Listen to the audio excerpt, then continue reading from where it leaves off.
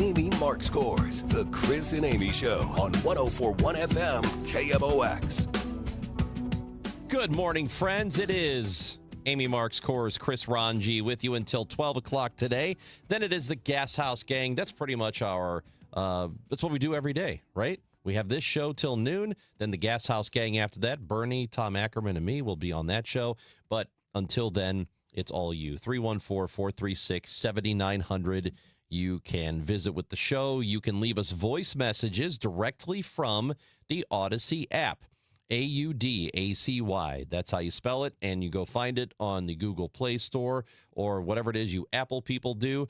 And then you can listen to the station. You can listen to the podcasts and Cardinals baseball live directly from the app. If you want to watch the show, you can do that too. We are on Facebook, YouTube, or Twitter at Chris Amy KMOX. Time now for the top of the order. The top three stories everyone will be talking about. Sam Page has renewed a push for Save Lives Now funding. We're going to talk to, Thomas Apt is in town, and we have talked to him a bunch of times. Thomas Creese, who is the director of violence reduction. He'll be joining us on the show at 10. And just a heads up, Major Garrett will join us today, a day early at 11 a.m. We have a short show because of the baseball game tomorrow. And, of course, Major Garrett was at the White House Correspondents' Dinner, so we will hear from him about what happened there. Cardinals, they keep winning. They did it again against the Pirates on the road last night, taking the first two of the series. Game 3 of 4 will happen tonight. It is a 4:45 pregame and a 5:40 first pitch right here on 104.1 and the Odyssey app. So, Amy Marks Scores and I have been reading and following along with the St. Louis Post-Dispatch, which is in the process of doing a series of editorials this week about downtown St. Louis. And the idea is to, I think, educate people and to hopefully, move us forward in how we can help downtown St. Louis, downtown West. And the way they define downtown St. Louis is from the river to Jefferson, north to about Washington Avenue, and then south to Choteau. So that's a pretty large area of people. And there aren't a large area, miles. 2 square miles. Yep. And there just aren't a whole lot of people, relatively speaking, who live in that area because, I mean, the city is built for many, many more than are actually here, right? I mean, we talked about the water infrastructure, which, even though it's old, was built for a lot more people than currently reside in the St. Louis downtown area. And I'll add this quickly, Ranj, before you move on. I really like that the Post-Dispatch took the time to define what they're talking about when they say mean downtown. Downtown, because, and I think this probably happens more for people who live out in the county, it's very easy to use downtown and the city interchangeably, which is not true. Yeah. I mean, there is a difference. I mean, obviously downtown Central is in West the End city. is the city. Soulard, Dogtown is the city. But not downtown. And specifically when we talk about, because I will say this, we've had conversations about downtown and crime, and I've had people bring up Forest Park and Union Station, which aren't downtown. No, it is the very edge of the city, though. It's the edge of the city. Yes. But there's a difference. So I think that's what's important. And you always, it's like a sports team, Ranj. If you're going to be a good baseball team, you got to be strong down the middle, right? I say that with the Blues, with hockey, you have to have a good center. And I think with a city, you want to be strong down the middle. And what they are talking about, and you're absolutely right about that, because they refer to downtown St. Louis as the world's doorstep to this city, which is, and they use that donut term that we have before, where there's plenty going on around the edges, but not much right there in the center. And I mean, they have, I think, covered a lot of what we have talked about, and I think what a lot of other people have talked about. I'm really glad they're doing the series, and I hope people are paying attention to it, because I take away a couple of different things from what they are saying. One is that, and I am guilty of being on the other end of this, but the city is better than we give it credit for. I know that sometimes I say it is boring. You know, you walk around, there's not a whole lot going on. The city or downtown? Talk about downtown. Yeah, okay. Yeah, I mean, I say that it is boring, but there is there is more happening than we give credit for. And there are people who are actually trying to do right by the city. There are people who want to reinvest, who want it to be safer. And that's another part of what they are talking about, because in yesterday's piece, so they've done one yesterday, the day before, and then they're also, they've released one today. We're talking about the editorials. And in the piece yesterday, they wrote, downtown has this reputation of being just an absolute fallujah. You know, it's you can't go downtown or you're going to get shot. And the reality is that, yeah, it's a little barren down here, but it isn't that dangerous. There are car break-ins that happen. Every now and then something out of the ordinary will go down. But over the course of an entire year, we've seen a dramatic decrease in some of the violent crimes, and it isn't as bad as we think it is. But the perception of the city is that it's just a war zone. You can't go down there at all.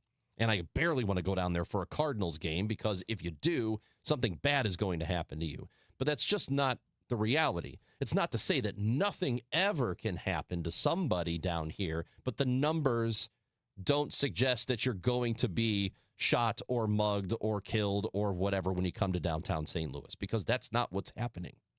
Yeah, and I think, again, it's a couple of things. Some of the more egregious crimes that we've heard of, and this is now going back a few years, but when the one guy was shot, execution style on Tucker, I mean, that's pretty startling and shocking, as it should be.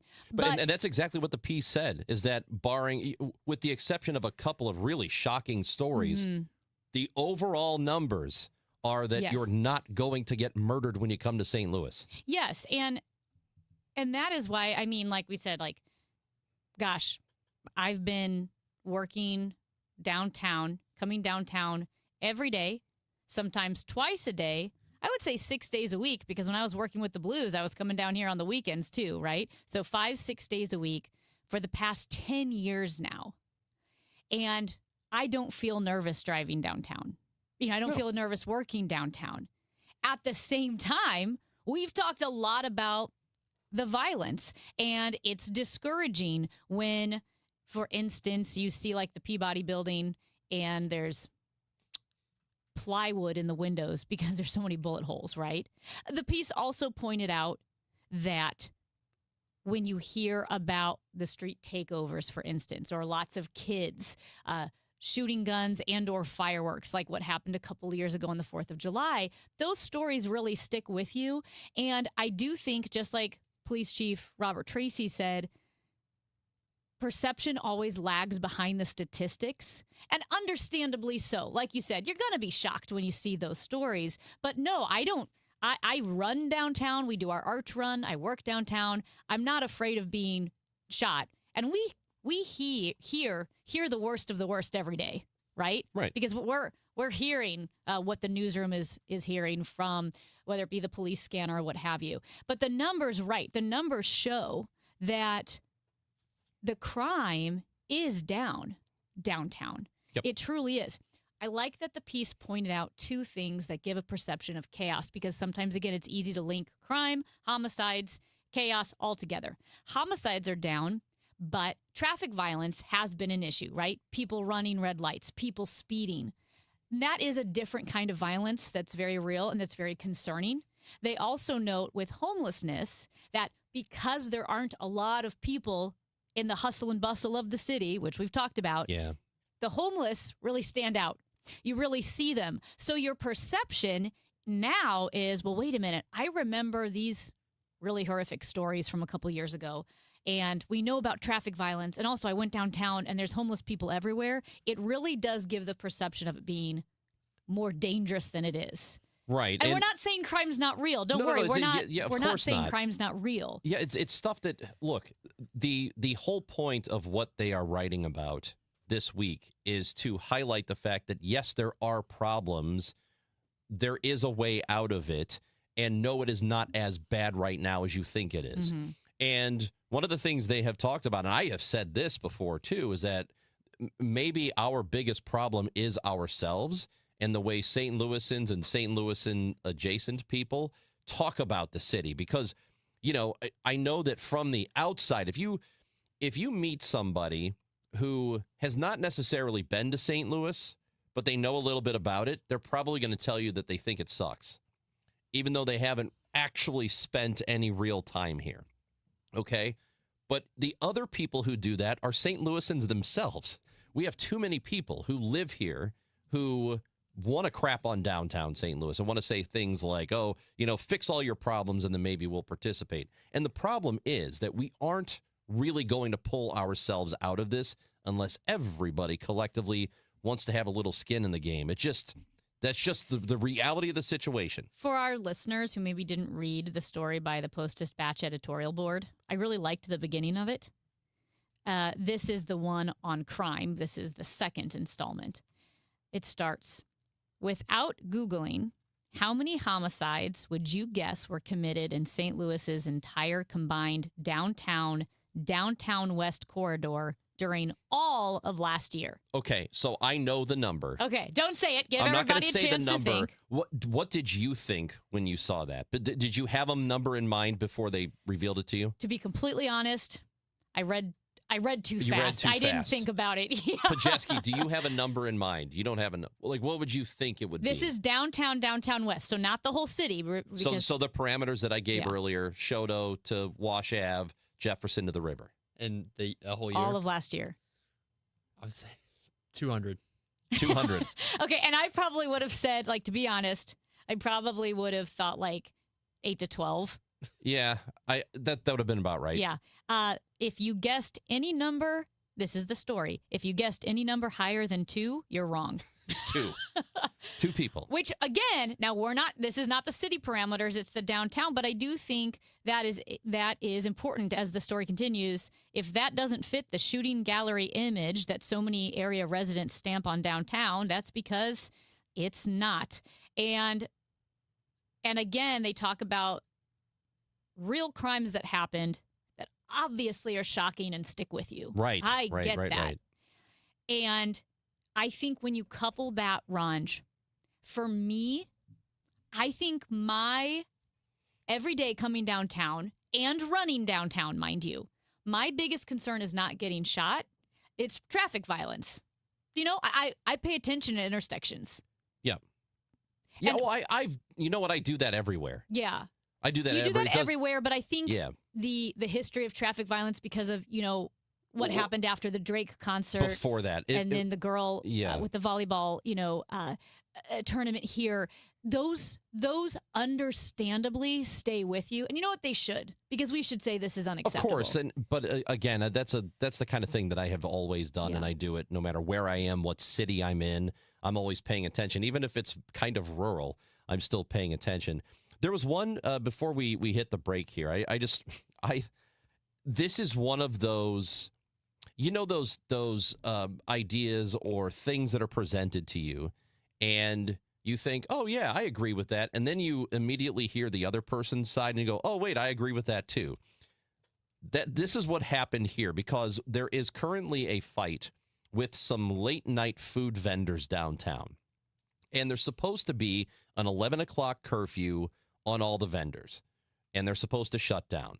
And for people who do live downtown, they are, I assume not all of them, but many of them are upset with whatever chaos or ruckus or noise that the food vendors bring at, say, like 2, 3 in the morning, because some of these food vendors are operating that late.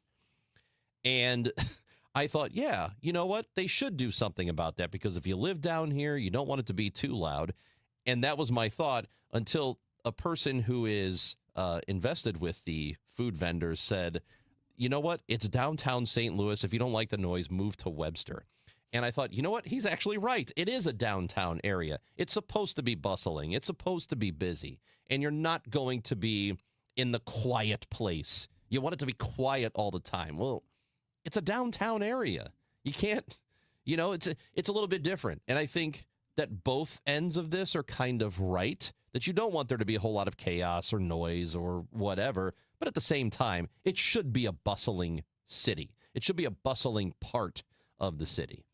So that was just a thing that I thought was amusing. It is. And just so people know, we will be talking to a member of the editorial board. Kevin McDermott, we're going to talk to tomorrow. From the Post-Dispatch tomorrow as well. Also, Union Station is downtown west, because it just is east of Jefferson. I think I said it was not downtown. It's downtown west. Yep. That's Amy Marks Kors. I'm Chris Ranji. Six Flags made a decision on what to do with the children. We'll tell you about that when we come back on KMOX. Last year, I had back pain radiating down my right leg. The pain was so bad I was willing to cut my leg off to stop the pain. I could barely walk and had to stoop over when I did just to take pressure off the spine. I'm John Morgan of Morgan & Morgan. In my professional career, I've represented thousands of people who've had herniated discs and issues with their neck and back, but never fully appreciated what they were going through until it was my turn. It's like trying to describe colors to a blind person who's never had sight. All I can tell you is it hurt like hell, but worse. My daily walk was gone, and that bothered me a great deal. Then I thought of all of you and how much more devastating this type of injury could be for you. My life stopped. I now feel your pain. Just know at Morgan & Morgan, we got your back. I understand. Morgan means more. The choice of a lawyer is an important decision and should not be based solely upon advertisements. Past results afford no guarantee of future results. Every case is different and must be judged on its own merits. Hey everyone, I'm Josh Radner, and I am so excited to tell you about How We Made Your Mother, a rewatch podcast looking back at How I Met Your Mother. And I'm here with Craig Thomas, who co-created the show along with Carter Bays. Hi, Craig. Hey, Josh. Somehow it has been 20 years since the show premiered. I'm going to check the math on that. 10 years since it went off the air, and we thought that made this a perfect time to look back, see what the hell we did, and why the show still seems to resonate with fans around the world today. Follow and listen to How We Made Your Mother wherever you get your podcasts. This is the story of the one. As a procurement manager for a hospital system, she keeps every facility in her network stocked and ready. That's why she counts on Grainger to be her single source for thousands of products, from disinfectants to lighting, air filters, and more. And with fast, dependable delivery, Grainger helps her keep every facility stocked, safe, and running smoothly. Call 1-800-GRAINGER, click Grainger.com, or just stop by. Grainger, for the ones who get it done. One of life's greatest mysteries has finally been solved. Who let the dogs out? Spruce, spruce, spruce. It's Spruce, the weed and grass killer that's safe for use around people, pets, and bees. When used as directed, spray the leaves for visible results in just 1 hour, and dead weeds in just 1 day. You spray, they play. Spruce, pet friendly, weed deadly. Find wherever weed killers are sold. Right now, inflation is squeezing budgets, and global events can shake up the markets overnight. If you're close to retirement, you don't get unlimited do-overs, so this is not the time to just hope it works out. That's why Steve Auld and the team at the All Financial Group are hosting an upcoming educational seminar called Retirement Simplified, May 6th and May 7th. You'll learn how rising costs could drain your spending power, how political and economic headlines may impact your returns, and whether your retirement strategy is truly stress-tested for today's economy. This event is complimentary, and you must reserve your seat today. 636-230-8824. You can also get more details online at yourmoneymattersstl.com. Investment advisory products and services made available through Impact Partnership Wealth, LLC, IPW, or registered investment advisor. Neither the firm nor its agents or representatives may give tax or legal advice. Individuals should consult with a qualified professional for guidance before making any purchasing decisions. The All Financial Group is not affiliated with nor endorsed by the U.S. government or any other government agency. Presented by Worldwide Technology, the BizDash 5K is back. Produced by the St. Louis Sports Commission, a high-energy corporate race in St. Louis's healthiest happy hour. Thursday, May 7th at Energizer Park. Register your team at STLBizDash.com. Don't miss the Route 66 Centennial Festival at the Missouri History Museum, April 30th through May 3rd.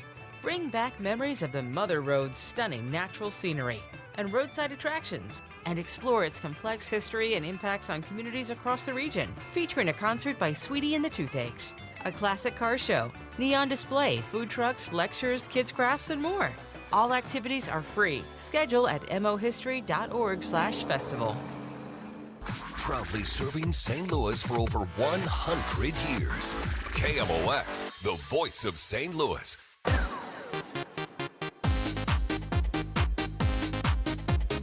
That's it. No more kids are allowed at Six Flags anymore. No Did I more- read that wrong? I think that's it. No more children? No more children. Well, you've gone and done it, you jerks. You people who are out there causing fights and whatever. Why would you pay $40 to drive all the way the hell to Eureka to go to Six Flags? And, I know there are people who live out there, but the majority of people in the area don't. So why would you drive all the way out there to start trouble? It just doesn't make a whole lot of sense. expensive because a lot of times a small barrier to entry really is a good deterrent for crime, aka turnstiles on the Metrolink, right? Yep. Even if something costs $1, you're less likely, I should say, to have ne'er-do-wells hanging out. But this is $40 just to cause trouble. Great job, idiots, because now here's what's happened. Six Flags is reactivating the chaperone policy. Remember, we talked about this on Monday, that there was some trouble during the opening day, the opening night at Six Flags, where there were fights, which, I mean, come on. I know this isn't known as the happiest place on earth, but it should be like the second happiest place on earth. The kids were wearing masks and threatening patrons, gambling. Well, doing all sorts of stuff. The amusement park has made a decision, so they have reactivated the chaperone policy, and that's happening this weekend, requiring all guests 16 and under to be accompanied by an adult at least 21 years old. Yep. Starting, like you said, starting May 2nd. What's funny is, if you heard the interview on Total Information AM, the guy that runs Enchanted Parks, which now owns Six Flags. Yeah, he was on with Michael. Uh-huh. And he said, Calhoun. If the market can't behave itself. It was super, He referred to us as the market? Yes, he was super condescending. Well, he's like, well, we don't want a chaperone policy, but if the market can't be trusted, the market can't behave itself. Well, as you know, Guess Mr. what? CEO, we cannot. We cannot. This market cannot behave itself. I mean, And that goes for me. do you think they have a whiteboard at their corporate office that has a list of markets that can behave themselves and markets that cannot, and they just moved St. Louis over to the market that can't behave itself? He did sort of say it like the McDonald's CEO, the guy who was trying his own product. Yeah. It was like, this burger is such a good Yeah. product. Oh, Yeah. is it? You must really love it. This market can't You see behave him- itself. Did you see him try to eat the Oh, I did. the chicken McNugget? I did. Just- I went down a rabbit hole of the McDonald's CEO trying to eat the hamburger and then saying, I blame my mom for teaching me not to chew or speak with my mouth full. Yeah, okay. And then he Yeah. tried to eat the chicken McNugget. And he said, I eat McDonald's often. Let's just, all right. He's got a definition of often that's not my definition. I guarantee you this dude has never tasted McDonald's until maybe around the time he was working there. Yeah. And it's probably only just you know what I bet he does normally if it's not on camera? If he wants to taste something to see if it Yeah. passes his liking, I bet he spits it out like a sommelier. Yeah, like a sommelier. somebody, Yeah. yes. Like a wine tasting. Yes. I bet he's got a little bucket. Yeah. He chews up his food a little bit and spits it in the He bucket. talks about the mouthfeel. Yes. And the toothsomeness And the of the tannins. product. Yeah. This is a great product. This is a toothsome dish. I will say, speaking of, you know how I brought up earlier this week commenters on social media posts on news stories? I don't know why this made me giggle. It was one of the first comments on like one of the local news stories. I think it was Instagram or Facebook. And this person was outraged that that kids can't go to Six Flags anymore without a chaperone, and said, if you're 16, you're old enough to go to Six Flags by yourself. There's not much for kids to do anymore without their parents getting in the way. And I clicked on the profile. It said class of 27. Oh. It was one of the teens. Yeah. Well, yeah.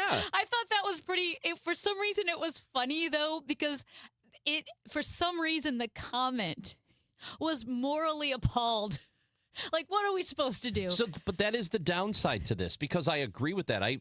Like I said on Monday when we talked about this originally, I used to with my friends. I think somebody in my friend group had the season pass, so we were there all the time. Yeah. And you can bring a friend, I think, at that time. And we went there a lot, and it was without any parents, and it was great because it's a thing that you could go do with your friends. It's safe. It's fun.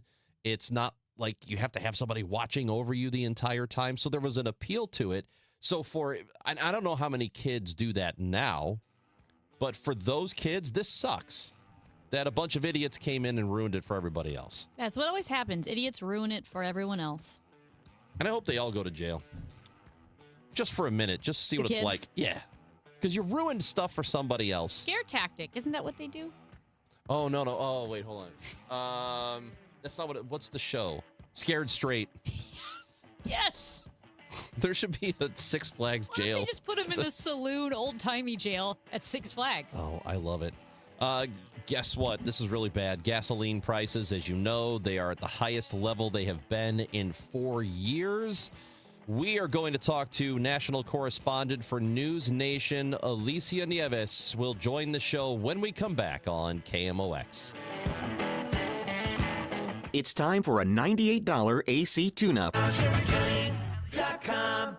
Before YouTube DIY videos, before skip ad, before don't forget to like and subscribe, there was KMOX. And this Saturday, we're still at your service. At 8, the Garden Hotline with Michelle Reeser-West, sponsored by Chesterfield Valley Nursery. At 11, the Home Improvement Show with Rich Orris, sponsored by Mosby Building Arts. So, skip the videos and get it done right. KMOX is at your service, starting Saturday at 8. Hey guys, Glover here with my very, very good friend, Dr. Kathy Maupin at BioBalanceHealth.com. If you have reached that certain age and you're just not feeling very well and nothing's working the way it used to work, go see Dr. Kathy. She is not only a medical doctor, she is a patient of this bioidentical hormone replacement therapy. It absolutely works. It's a long-term solution. She is an artist when it comes to helping you with your hormones. BioBalanceHealth.com for Dr. Kathy Maupin. Now, KMOX weather from the Saliga Heating and Cooling Weather Desk. 56 degrees, sunny and breezy outside Studio B. A high today of 64. Tonight, clear to partly cloudy and chilly. A low of 44. Weather sponsored by Chesterfield Fence and Deck. Chesterfield Fence and Deck is your premier provider of fences, decks, patios, sunrooms, and more. Call them for a free estimate today. Now offering 20% off your next outdoor project. Chesterfield Fence and Deck, chesterfieldfence.com. My name is Whitney Allen, and I'm a widow. My husband, Ryan, died. We never thought we'd ever have to use life insurance, but the unexpected happened. With Ethos, signing up was fast and 100% online. You can get a quote in seconds, apply in minutes, and get same-day coverage. No medical exams, and you can get up to $3 million worth of coverage. I'm grateful we were prepared. Get your free quote at ethos.com/radio. That's ethos.com/radio. Paid spokesperson. Time spent on application may vary. Online health questions required. If you own a business, you've heard it all. From fast funding to easy approvals, everyone says the same thing. LendSeek is different. We show you what you actually qualify for. LendSeek's AI-enabled platform matches you with funding options with no guesswork. Up to $5 million in as fast as 24 hours. If you've been in business over a year, doing at least $50,000 per month, apply for free with zero out-of-pocket costs and access to over 100 lenders. Start ready, stay ready. Lendseek.com. LENDSEEK.com.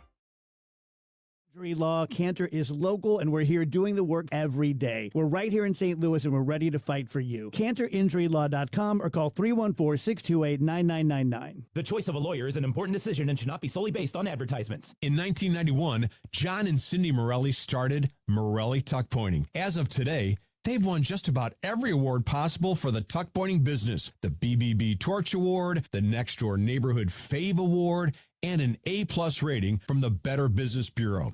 For homeowners, this is a great time to get a free inspection of your basement, your brick or stone fireplace, your garage interior, your porch, and maybe even your walkway. Indoor tuck pointing can be started now. Hi, this is Charlie Brennan. My wife Beth and I have used Morelli Tuck Pointing to work on 2 of our homes now over the last 25 years. We have found the Morelli bids to be fair, their crews are very polite, and they clean up after themselves.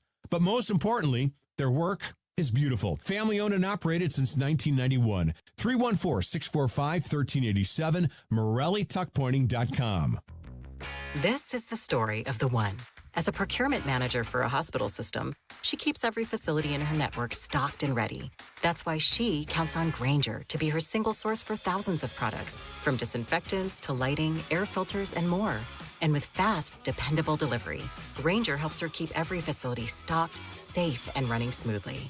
Call 1-800-GRAINGER, click Grainger.com, or just stop by. Grainger, for the ones who get it done. Chris Ronchi, Amy Markscores, because life is too short for boring radio. 104.1 FM, KMOX. Gas prices, a constant topic of conversation across the U.S. right now as gas prices hit their highest level in 4 years. Plus, UAE announced yesterday that it's leaving OPEC. What does that mean for oil prices and gas prices? Well, we welcome in Alicia Nieves, national correspondent for News Nation. Alicia, thank you so much for joining us this morning. Of course. Good morning.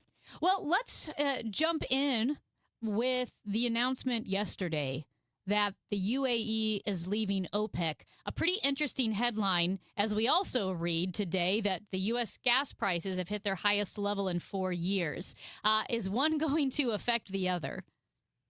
Yeah, I mean, the pain at the pump has been significant for the average American. Right now, national average is sitting at $4.23 a gallon. That's actually the highest that we've seen since this conflict with Iran and a lot of this oil supply disruption that has happened in that Strait of Hormuz. There's 20 million barrels of oil that's not getting through each day, and we're on passing day 60. So that's hundreds of millions of barrels of oil out of the global supply chain. And any news of any further potential disruption like this news that you're referencing yesterday is only going to shock investors a bit further. And one thing that's interesting to understand with oil prices and the oil market is they trade on future expectation, which then trickles down into what we're paying at the pump. So the news you're referencing yesterday, it's a little bit unclear what that really means it's going to do to the actual oil supply, but it is something that is kind of spooking investors, and that's why you're looking at the futures for oil that trading higher. Right now, it's sitting around $105 a barrel. Just for perspective and context in terms of what that means, ahead of this conflict, we were in the $70 range, and that's why we've seen the gas price at the pump escalate further. And when you hear from some of the economists and the energy experts and people who would have an idea how a lot of this works, they are fearful that there's going to be another spike that is going to happen here. From the folks you talk to who know what they're talking about, the speculators and such, What do they say about it? I mean, every day this conflict continues because that Strait of Hormuz is so critical to the global supply. It's 20% of the overall global supply. Investors and traders get just more and more concerned and worried because you only have so much oil and there's so much demand internationally. It's very true that in America we're a little bit less impacted than, say, Europe and other countries. But as the time goes on, that starts to dwindle, that differential between us and other countries. And so there is concern that, some of the rhetoric that we're hearing with the lack of peace talks that were supposed to happen, last weekend that ended up not happening, that they think that prices are going to continue to go up higher unless there is a major breakthrough with this conflict and something that we haven't seen so far. Yeah, as far as the back and forth with peace talks starting, pausing, ending, the Strait of Hormuz opening, closing, where do we stand at this moment? Well, there's a few things happening to offset. In terms of the conflict, we have no idea where we stand. That's something between the White House and Iran, and I don't even think both of those groups fully understand where the conflict is at. In terms of energy prices, though, to offset some of that impact, there's a few things happening. We know last week the president extended the Jones Act. For those who don't know what that is, basically, initially, and this is a century-old federal statute that requires U.S. ships to bring in any oil that comes from around the world, or really any goods. This now allows foreign oil or foreign ships to bring in that oil, meaning it's going to be faster with less cost. That will take, though, a few weeks to potentially offset. We know the president also just met yesterday, and we just got this confirmed with the White House a few minutes ago. The president just met with oil executives to discuss other strategies that could be implemented to offset the oil impact and the price at the pump impact that most Americans are feeling. There's no real word on what's come out of that. We know that Venezuela was talked about, potentially increasing the oil that comes from Venezuela. But none of that is concrete. It's just the White House trying to show that it is working on trying to offset the impacts to the average American.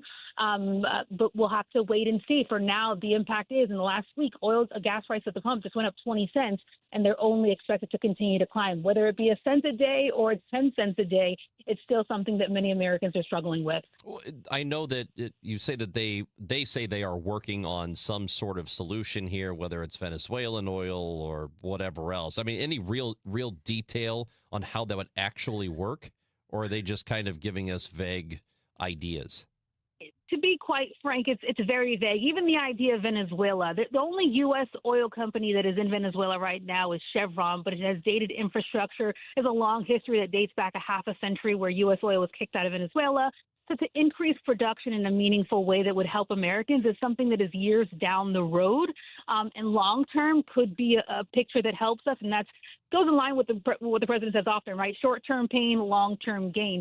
In the short term, there are very few solutions that would actually work other than seeing the Strait of Hormuz reopen, and even that wouldn't reverse everything immediately, because you have refineries in the region that have to stop production, or not stop, slow down production, given they have nowhere for that oil to go, with ships just being stuck in the strait itself. So even if it opened up tomorrow, and this was some of my reporting about 2 weeks ago when the strait briefly opened, was you have to get ships through the Strait of Hormuz, then you've got to ramp production back up, you've got to load ships up with oil, and it's going to take time to reverse and replenish what was not getting to the strait, and then resupply on a normal basis of 20 million barrels a day. So short term, there are very few options, and that's kind of what we're seeing. That's why it's very vague options being thrown out there. Long term, there are some solutions, but you're talking minimum 6 weeks, likely months to a year for a reversal of the impact that the American people are feeling. Meanwhile, the Federal Reserve is announcing its third rate decision of 2026 today in a meeting that is likely to be Jerome Powell's final meeting as chair of the Fed. I guess from two different angles on this, what do we expect as far as rates go, and what about the significance of this potentially being Jerome Powell's final meeting as chair? Yeah, so in just leading in with the gas prices we were talking about a moment ago, most people who are paying higher gas at the pump, they want a rate cut, right? They want interest rates to come down for their credit cards, for auto loans, give them some sort of relief. And you could understand that. However, the trick with the Fed and the issue with the Fed is it's struggling to justify a rate cut right now, because to cut rates, while it would help borrowers short term, rate cuts tend to raise prices further. And in mid-inflationary times, it could fuel that more substantially, and so that would negate any benefit to the American consumer. So today, we're not expecting a rate cut.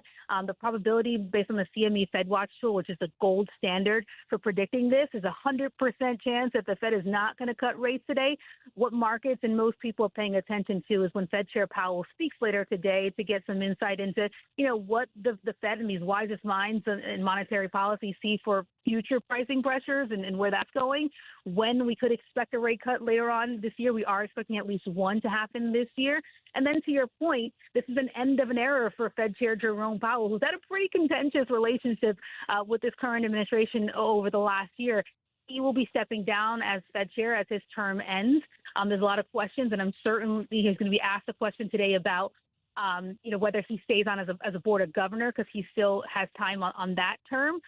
But then there's also going to be a look at the future, what this means for the next Fed chair. Just moments ago, it just broke that the Senate Banking Committee advanced the White House's pick for the next Fed chair, Kevin Warsh, to get a vote in the Senate and likely in the next week or so get confirmed as the next Fed chair. He's more likely to cut rates, even though historically he's been seen as someone who's against rate cuts. But he signaled over the last year he agrees with the White House that rates should come down. So an end of an era for Jerome Powell, but the beginning of potentially a new one that brings higher odds of a potential rate cut some point this year. And there's no real likelihood that Kevin Warsh is not going to be voted in, right? I mean, that's basically going to happen. Right now, it's expected that following the Department of Justice dropping the case against Jerome Powell, which was a real holdup with Senator Tom Tillis, who's a Republican, that was one of the linchpins that would have prevented Warsh's confirmation. Once that dropped, Tillis has signaled that he will go ahead and vote to confirm Kevin Warsh, which really much opens the path that Kevin Warsh is very likely, based on everything we know right now, to be confirmed by the Senate again within the next week or so. We expect. There hasn't been a formal date announced for that vote, but that's likely going to happen. There's an open path for that at this point now. Are we still seeing, despite the gas prices and questions regarding, the rates today, that corporate America is still running pretty strong?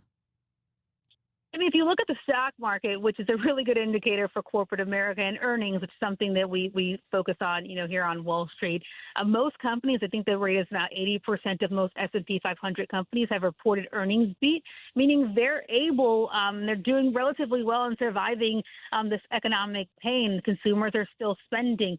That being said, that's reflective of, the last quarter. Current quarter, there is some new economic data like PCE, which is the Fed's favorite gauge for inflation, that shows that Americans are dipping into their savings more. They're starting to pull back on that consumer discretionary. So most companies, corporate America, have been able to withstand the pain, and actually they've been doing fine. Will that continue? That's the big question that a lot of people have, because the longer this conflict goes on, just think about it logically, the longer we're under pain, we start to hold up on our spending. And we're just now starting to see some of that in the economic data. Alicia, we appreciate your reporting and your time today. Thank you for talking with us. Of course, Bethany. Thank you. Alicia Nieves with News Nation, national correspondent there, joining us here on the Chris and Amy Show. We're going to talk to Major Garrett today. We're going to switch things up a little bit. Normally, we have him on Thursdays, and as we mentioned earlier, we have a short day tomorrow because of Cardinals baseball, so Major will be with us at 11 o'clock here on 104.1 FM KMOX. It's not really a sports show. It's just a show. So I don't really have a sports show, but I love the Cardinals. I am born and bred St. Louis, went to my first game like so many of you, 4 years old. Couldn't believe how green it was standing there next to the players with my dad, and now I go with my kids. You get it. So when you listen to the DGS, it's going to be a slice of life happy hour, but we're always going to talk Cardinals. The Dave Glover Show at 1. Then stick around for Cardinals baseball. Don't miss a baseball showdown at Busch Stadium when Shohei Ohtani and the LA Dodgers roll into the Lou, May 1st through the 3rd. Kick off the weekend with Friday Night Live and a must-have short-sleeve hoodie giveaway. Saturday brings a Mason Wynn bobblehead celebrating his Gold Glove Award. Then Sunday features a sleek Blade collar shirt giveaway. Big names, big matchups, and big giveaways all weekend long. Tickets at cardinals.com/promotion. This is Mason Wynn. Get your tickets at cardinals.com. The 1-2, and that's grounded up the middle. Diving play, Mason Wynn to his feet. He throws, he got him! What's up, Cardinals fans? Mason Wynn here. On Saturday, May 2nd, when we face the Dodgers, you can take home the Mason Wynn Gold Glove bobblehead, presented by the Shane Company. It's got my chain, my first gold glove, my whole look, just how I rock it. Plus, a few rare all-gold baubles will be randomly mixed in for 500 lucky fans. This is one you won't want to miss. Get your tickets now at cardinals.com/promotion. Straight Realty has always been an industry leader when it comes to commissions. So it should come as no surprise that the recent Realtor settlement has only empowered us to continue offering our sellers even better rates. We now list homes for only 2%. Hi, I'm Christina Straight, owner of Straight Realty. Call me, 314-441-4444. Why pay more than 2? You can also listen to my podcast on my website, straightrealty.com. Commissions are not regulated and are negotiable. Straight Realty is a licensed broker in the state of Missouri. Get ready to laugh out loud, St. Louis. The outrageous Broadway hit Spamalot is riding into the fabulous Fox Theater May 5th through the 17th. From the twisted minds of Monty Python, this Tony Award-winning musical brings you killer rabbits, dancing knights, and non-stop hilarity. It's the legend of King Arthur like you've never seen it before. More information can be found at KMOX.com/events. If you own a small business, the pressure never lets up. Something's always coming at you. That's why business owners turn to LendSeek for funding. I don't need promises. I need options. LendSeek's AI platform showed me real funding choices. Now I can cover payroll, handle taxes, and go after growth opportunities without the daily stress. Up to $5 million with funding in as fast as 24 hours. No upfront costs. No prepayment penalties. Start ready, stay ready. Lendseek.com. LENDSEEK.com. Staples presents Celebrations Made Easy. I was throwing a party for the twins and had custom invites and a banner printed at Staples. And that's when I saw Party City is now at Staples. Party City? No way! Yep. So now Staples has all your printing needs and everything you need for a party. Everything times 2. Yeah, and now at Staples, save 40% on custom cards, photo gifts, wrapping paper, banners, and more. Big news! Party City is now at Staples. That was easy. Shop Staples in-store, online, or on the app. In 613, exclusions apply. This is the story of the one. As a procurement manager for a hospital system, she keeps every facility in her network stocked and ready. That's why she counts on Grainger to be her single source for thousands of products, from disinfectants to lighting, air filters, and more. And with fast, dependable delivery, Grainger helps her keep every facility stocked, safe, and running smoothly. Call 1-800-GRAINGER, click Grainger.com, or just stop by. Grainger, for the ones who get it done. Hi, this is Steve Butts from the Crawford Butts Insurance Agency. In 2026, our agency celebrates a momentous occasion as we celebrate 65 years of service to our clients, a tribute to our founder and my dad, Norm Butts. Our staff is ready to assist you with all your insurance needs. So please call me, Steve Butts, at 314-752-2500 or at crawfordbutts.com. For auto, home, and commercial insurance needs, that's crawfordbutts.com. This is Congressman Bob Onder. Americans demanded border security, and House Republicans delivered. According to the Department of Homeland Security, for 10 consecutive months, U.S. Customs and Border Protection has reported 0 illegal aliens released at the border. I'm proud to have worked with the Trump administration to secure our southern border and uphold our immigration laws, and will keep fighting to advance strong policies that protect Missourians and keep America safe. Paid for by official funds authorized by the House of Representatives. Tonight, the Cards, the Pirates. Ameren Total Access 445. First pitch 540. Cardinals Radio, 104.1 FM KMOX. Now, did you see this? With Chris and Amy. So we just had the conversation about gas with Alicia Nieves and the price of it. And did you see that Patrick DeHaan, who was with Gas Buddy, we've had Patrick on the show before, he says today that gas prices likely in Minnesota, Indiana, Wisconsin, Ohio, and Illinois, so our friends over in Illinois, wholesale gas prices have already surged and retailers have not yet passed the increase on. So a spike is soon expected in those states, likely to jump 50 to 80 cents a gallon very soon. That's what he says. It's a lot. From Patrick from Gas Buddy. That Dude, seems like a big jump. That's You should tell him not to do that. Well, it's not his. Oh. You know, he's just saying that's Okay. probably what's going to happen. Yeah. So that'll mean it's gone up like $2 almost. Yeah. In a couple of months. It's crazy. I will say this. It's gotten to the point where when I fill up my little Outback, it's an ugly number. I don't like it. Don't like it one bit. And this was completely unnecessary. All right. You've heard of the country Japan. Ever heard of it? Yeah. Yeah, you've heard of it. So, ton of tourists in Japan. Beautiful country to visit.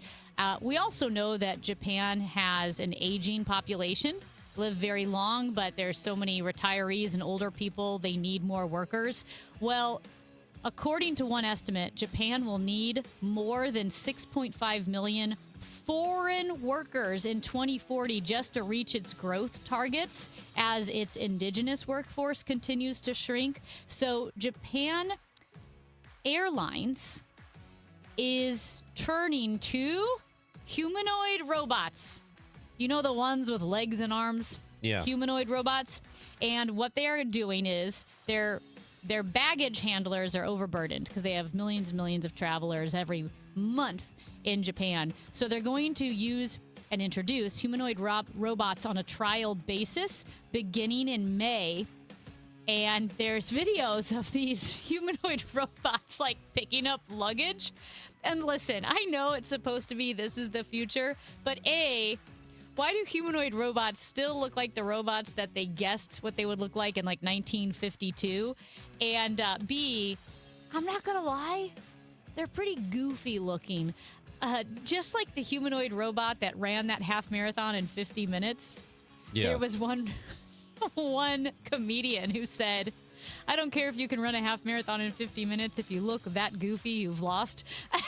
The robots are goofy looking. Well, it's probably because people who design robots have seen those movies. That's why. So they have that in their heads. Yeah. So I bet there's at least some of that in there. Well, the humanoid robots said we'll just have to take recharging breaks. So you have seen now, and it's not my favorite thing in the world. I don't care for it when high school athletes do their selection show thing where they have been recruited by multiple schools and they go sit at a table and they put all the hats of the colleges they might go to, and then they pick up the hat. Like, you're a high school kid. I don't need this presentation. Stuff it. Talk to me when you're playing D1 and you have a name. I don't care about you when you're in high school. Sorry. But this happened with a kid who has decided to go to Florida. And his name is, I just lost it. Oh, here it is. Devon Kendrick. Okay. He's a 3-star defensive tackle from Tampa. So he had narrowed it down to 4 schools: Florida, Texas A&M, Louisville, and Georgia Tech. He had a hat for each one of the schools on the table. The only problem is the Louisville hat, it's the Louisville Cardinals. So that's their mascot. He had a St. Louis Cardinals hat. He had the navy blue with the red bill and the bird on the bat. He had that cap sitting on the table. So whoever purchased that thought that he was getting they just thought Cardinals. Oh, this is a Cardinals hat. They saw Louis, like Louisville. It wasn't on the hat. It was only. No, but I bet they ordered it online and typed in Louis and Louisville and Cardinals and just not enough diligence. Well, he desperately needs college. So he has to play for the Cardinals, the St. Louis Cardinals. So now the Cardinals have because he picked Florida. Oh, okay. Unfortunately. Wow, they really dodged a bullet there. The Cardinals got very close to picking 3-star defensive tackle Devon Kendrick. That would have been so awkward. Yeah, dude. I mean, how do you not know that's the St. Louis Cardinals? A little it is bit such of an due iconic diligence. logo. Do you think he bought the hats? No, I bet somebody in the His family mom or did. dad, maybe? Maybe an agent. If he's got an agent, all right. I guess you wouldn't have an agent. Do a little at this research. Point. Yeah, just that's crazy stuff. Anyway, that's Amy Marks Kors. I'm Chris Ranji. We talked earlier about violence in St. Louis and how there is a new push to reduce that. When we come back, St. Louis County Director of Violence Reduction, Thomas Kreese, is going to join the show, and we'll get his thoughts in just a moment on KMOX. Time now for today's Spotlight on Health Trends, sponsored by Ethos. More plants and less meat could help lower your risk for kidney disease. A study of nearly 180,000 people, published in the Canadian Medical Association Journal, found adults who ate more fruit and veg and limited added sugars and fats as part of the Eat Lancet Planetary Diet were 18% less likely to develop chronic kidney disease. Chronic kidney disease affects about 10% of adults globally. I'm Margie Schaefer. My dad passed away unexpectedly. Of course, it was awful in every way, but we are very grateful that he had life insurance. So even after he was gone, he was still able to provide for us. And that's why I have life insurance for my family. Ethos.com. They make it fast and easy to get covered. It's 100% online. You get a quote in seconds. And you can apply in minutes. You get covered the same day.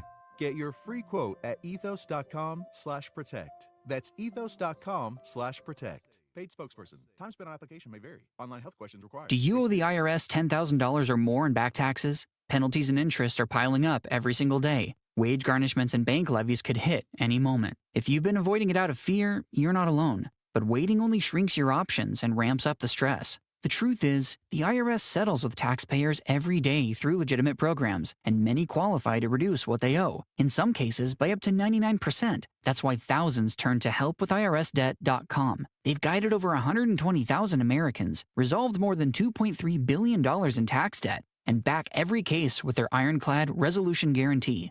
If there's no real path forward, you get a full refund, no fine print. They even randomly select one qualifying client each year and pay off their entire IRS balance. Terms apply. Don't let another day pass. Go to helpwithirsdebt.com right now. It's fast, easy, and confidential. Find out what's possible today. Helpwithirsdebt.com. Once again, that's helpwithirsdebt.com. Siteman Cancer Center Spotlight, and we are discussing esophageal cancer with Dr. Raymond Jin. Curative, that's a complex decision that involves what we call multidisciplinary care. So that involves a surgeon, a medical oncologist, radiation oncologist. So you need the expertise, and that's something that we have here at Siteman, especially geared for these esophageal cancer patients. Siteman Cancer Center, national leaders in cancer. Visit siteman.washu.edu. I'm Ultima Morgan of Morgan & Morgan. Every time one of my children started driving, it was terrifying. I am quite aware of the dangers being on the road. Thousands of accidents happen across the country. We see it every day. These families' lives will be changed in an instant. We fight for these families as if they were our own. We've become America's largest injury law firm by winning cases just like these. If you've been injured in a car accident, call us. Injured? Dial # law or visit forthepeople.com for an office near you. Celebrating 100 years of informing and entertaining. KMOX AM St. Louis, KMOX FM Hazelwood, the voice of St. Louis.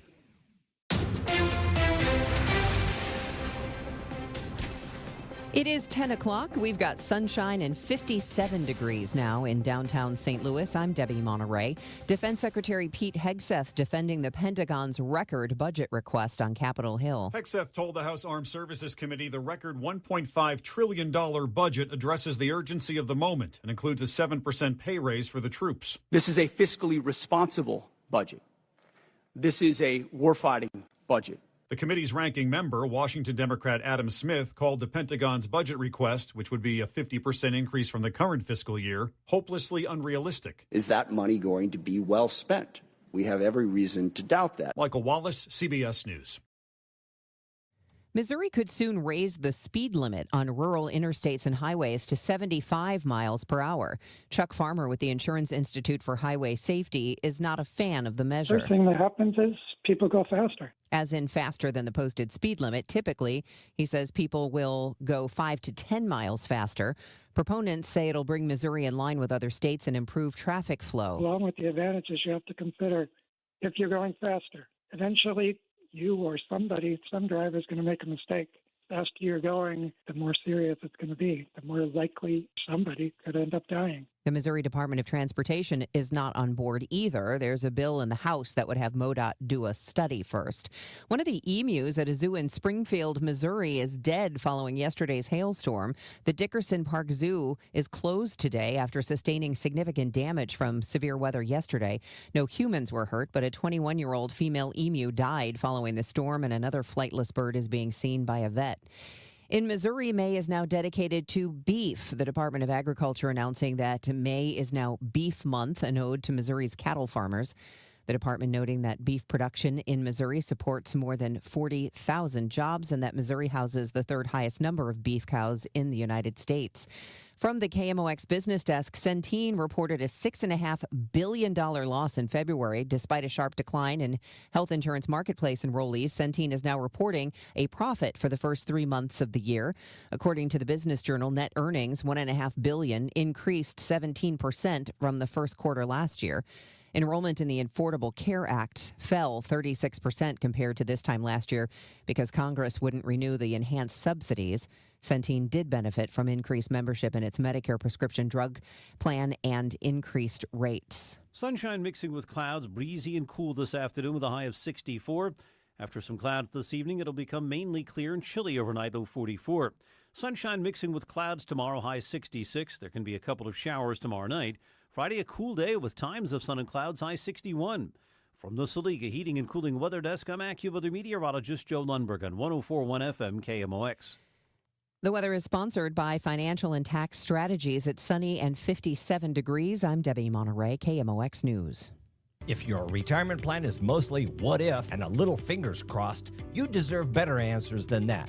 Check out Wealth and Wisdom Saturdays at 7 a.m. here on KMOX. I'm Gary Goldberg. Call 800-966-1690. Chris and Amy now. The Dave Glover Show at 1 on the voice of St. Louis, KMOX.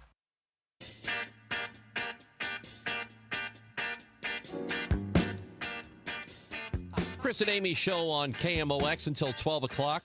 Then it's the Gas House Gang, Bernie Miklas, Tom Ackerman, and me, Chris Ranji. Time to go to the guest line today. As we did discuss earlier today, that County Executive Sam Page is making a push for Save Lives Now, trying to get some funding for a program as we, in the St. Louis area, try to reduce crime or look for ways to do such. St. Louis County Director of Violence Reduction, Thomas Creese, is joining us on the show. Thomas, we appreciate your time today. How are you? Doing fine, sir. Thank you, and appreciate you guys having me. So tell us, first of all, for people who do not know what Save Lives Now is, tell us.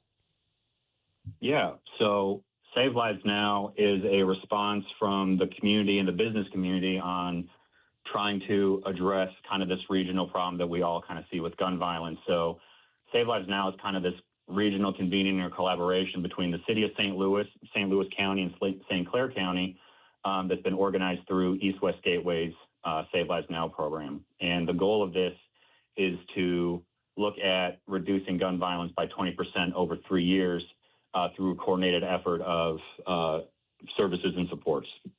Yeah, and the Save Lives Now program was designed by Thomas Apt, the founding director of the Violence Reduction Center out of the University of Maryland. We've actually had Thomas Apt on multiple times on this program. He's come to St. Louis, and for our listeners, his book, Bleeding Out, lays out in more detail the approach to violent crime that Thomas Apt is a proponent of. And I know it's a three-pronged approach. Do you want to kind of lay out those three prongs with Save Lives Now? Yeah, absolutely. So Thomas Apt has been instrumental in this process, and actually he's coming into town tomorrow to do another practicum of sorts, so we can revitalize and re-energize the energy around this work. So this kind of three-prong approach is kind of laid out in his book. There's these three evidence-based interventions that look at doing the most impact as quickly as possible when it comes to reducing gun violence. So these three strategies that we're implementing in the region are focused deterrence, or otherwise known as group violence intervention. That is a law enforcement operational approach with community that looks at identifying the very small group of individuals who is driving violence and engaging with them with this two-pronged message of, we want to support you and help you through breaking through the cycle of violence. But if this kind of behavior or this kind of activity continues, we will hold you accountable. It's a balance of the empathy and accountability kind of idea. The other one that we've seen in the city of St. Louis implement really well is street outreach or community violence intervention. It's the usage of street outreach workers or credible messengers who come from these communities, and they come from a level of lived experience and utilizes their experiences and relationships in their communities to help mentor and support individuals through this process and to help make better decisions and overall raise the quality of life in that community. And then the third intervention is called cognitive behavioral therapy.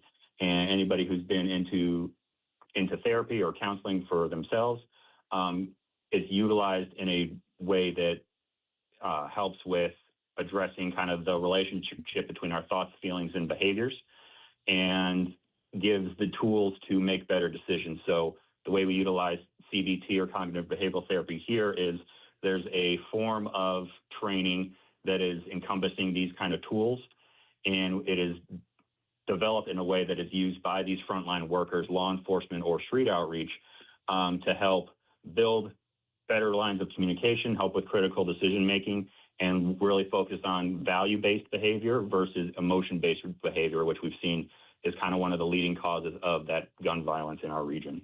Yeah, and Thomas, I love the fact that it's both the carrot and the stick, in the sense, like you said, it's law enforcement and community outreach, and that the cities of Boston, of Oakland have seen great success with this program. And you know it's something special when, whether it's the New York Times, the Washington Post, or the National Review, like both sides of the aisles have really liked what they've seen with this program.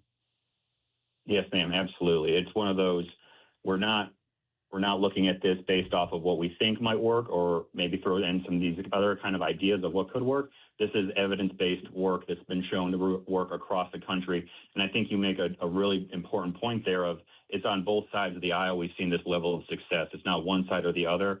This is a non-partisan issue that when we all come together, as a lot of the St. Louis community has, we've been seeing huge reductions with some of those cities of up to 50% reduction in under 4 years, which is huge. Talking to Thomas Kreis, the Director of Violence Reduction for St. Louis County, with us on KMOX. And the approach that we are talking about here, where it's more of a targeted approach, because we have heard from all sorts of experts, and even Chief Tracy has said you can't really arrest your way out of a problem like crime. I mean, you need to make arrests when necessary, but that's not the way to solve all of it. The approach that we are talking about here, how successful is it? Where has it been tried before? So Chief Tracy with St. Louis City is absolutely right. It's one of those, we can't arrest away the problem. We've seen the ripple of effects of mass incarceration in not only our region, but across the country. And also, we can't do anything with it. We can't be soft on crime. We can't allow a lack of accountability for these extreme situations, right? So trying to find that blend. So we've seen this work done in St. Louis City. We've seen massive reductions in homicides over the last several years. Some of the cities you guys mentioned before, like Baltimore and Boston, Chicago, they utilized a blend of all three of these strategies into what's called a gun violence reduction strategy, which again looks at identifying those who are the drivers of violence, because what data has shown us that this kind of conception of these are bad communities or these are bad neighborhoods is not completely accurate. It's actually a very small percentage, like 0.16% of our population are actively driving gun violence. So if we're able to identify those individuals through a variety of means, we can then look at engaging with them and finding out what's really going on. How can we best support more healthy and pro-social behavior so that we can keep our community safe, healthy, and free? Because we want to keep them out of jail. We want to keep them safe in the community. We also want to keep them alive. So trying to find that blend. And Thomas, the Save Lives Now initiative is intended as a regional collaboration, and St. Louis County Executive is seeking $1.7 million from St. Louis County for the program. What's the holdup? Why is the county council not moving forward with this funding request? So I think that's I don't only speak on speculation. There's multiple reasons. I know that new programming and new supports and these kind of things that have a high dollar amount is a scary thing, and it brings in a lot of anxieties and uncertainties. And everybody wants to make sure it's done right. So we've been working very hard to communicate with our county council members and our community members on what this is, that this isn't some idea that I came up with, on a dinner napkin. This is evidence-based stuff. We want to ensure that we're making informed decisions versus informed knee-jerk reactions. Because we've seen historically these kind of programs get stood up, maybe not the best decisions made during that process, and then they fall through. So we're being very intentional in this process. I know Council Chairwoman Rita Hurd-Days said she doesn't have enough information about how Page plans to spend the money, saying, okay, this is all well and good, but what does the process look like? Have those details been fleshed out? Yes, we've been very transparent with our county council members. From the very beginning, I had the opportunity to sit down with Councilwoman Rita Days and Councilman Harder around this time last year, actually, where we went through what this program is, what the money would be used for. And we've had several other opportunities to attempt to engage with them on this process, as well as our budget committee meeting where we presented this when we try to bring it in the county executive's budget. We gave them breakdowns and all this. We also when we do our community meetings, we bring this budget with. There's nothing to hide here. There's nothing hidden. All this stuff is very much open record, open sourced. Because again, this is something we know works. There's nothing to hide with it. We just want to get it moved forward. Talking with Thomas Creese from St. Louis County, Director of Violence Reduction. And at one time you were a police officer. What made you decide to go this direction instead? Yeah, so when I moved to St. Louis after leaving the military in 2014, my first job, I did have the opportunity to work with the St. Louis County Police Department. And through that, it gave me a lot of exposure and experience in seeing the landscape with St. Louis and how it works. In my last role, I had the opportunity of being the homeless outreach officer for our police department. And what I noticed with that is, similar to gun violence, homelessness is a very complicated process that needs a lot of supports. And I wanted to do more to support the unhoused community and St. Louis as a whole.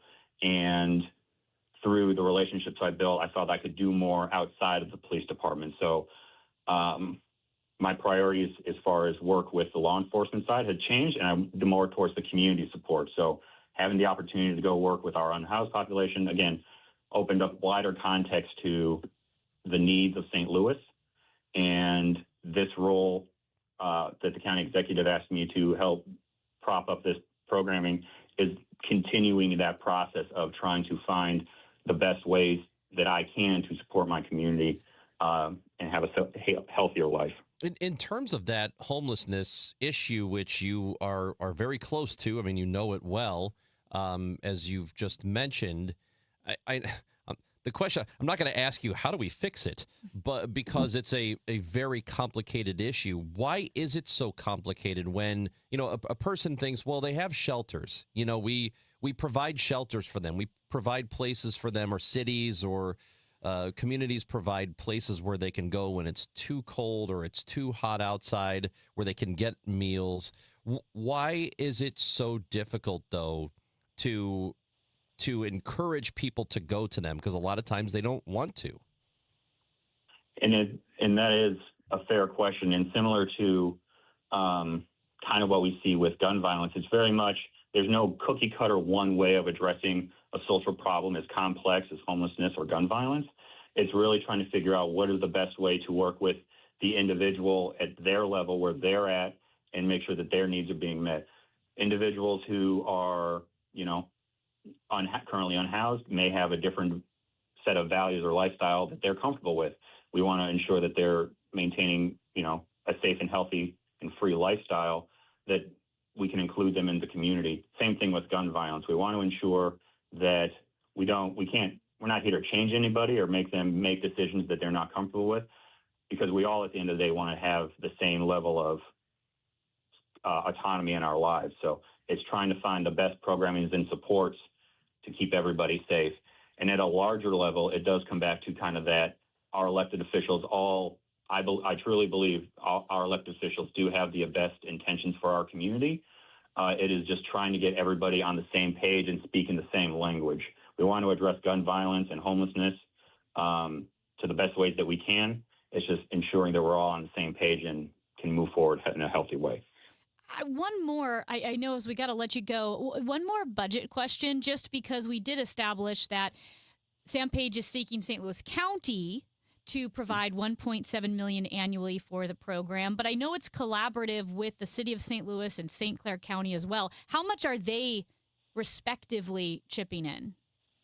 So St. Louis City has kind of jumped ahead of the rest of the region in this kind of addressing gun violence with the opening of their their Office of Gun Violence or Violence Prevention earlier in 2022, and have continued to lay down a very solid foundation in providing this type of work. They've also supported about $1.5 million in technical assistance supports in response to Save Lives Now. So bringing in experts from across the country to help implement this programming, not just to build out the city's Office of Violence Prevention, but also that support has led to the implementation that we've been able to do in St. Louis County, and that includes St. Clair as well. So they've definitely put in their fair share.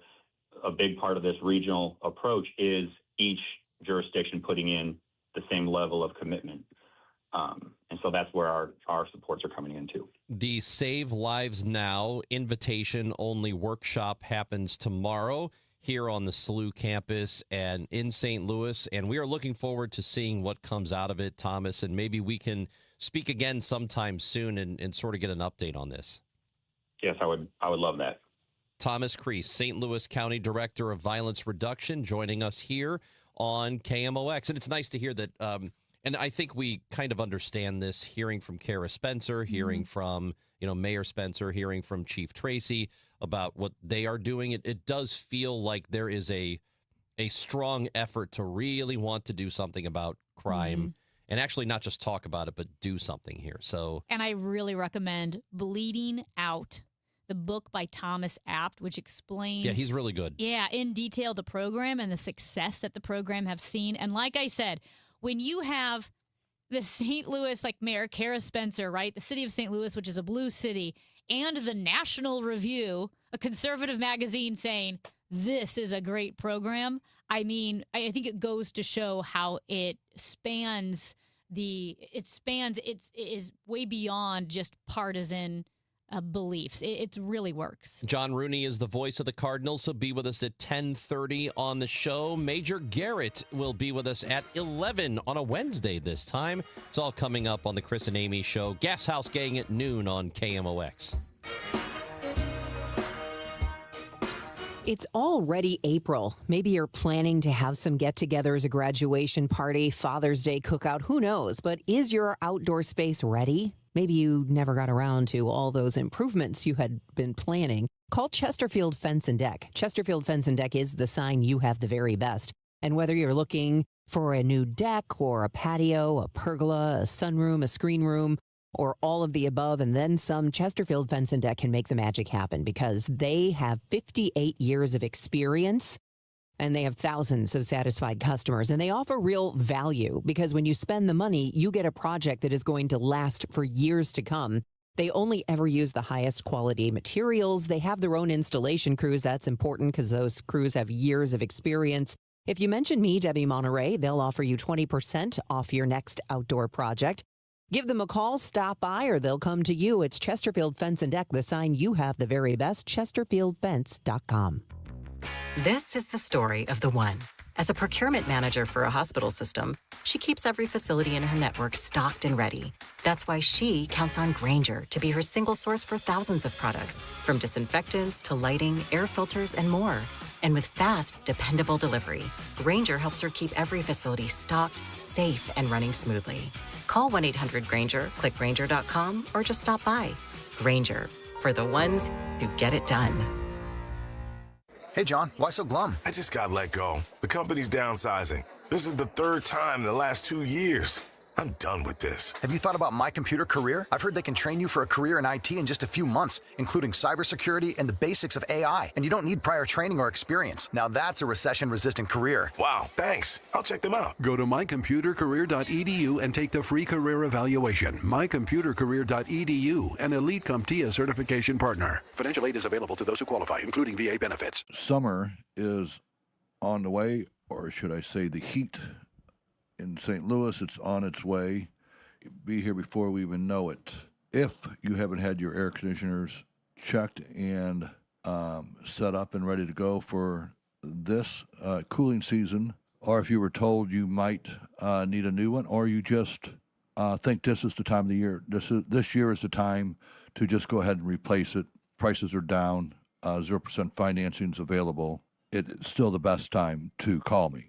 Don't put it off. One easy number in Missouri and Illinois. It is 314-293-2600. Again, that's 314-293-2600 in Missouri and Illinois, or on the internet, bartinman.com. That is Bart with a B, Inman with an I.com. God bless. I'm Dave Glover, and I see clearly now thanks to the doctors, Dr. Greg Birdie, Ranjan Malhotra, Robert Brusati, and Andy Royer. You can too. Just go to youridoc.com. A century strong. The voice of St. Louis. KMOX.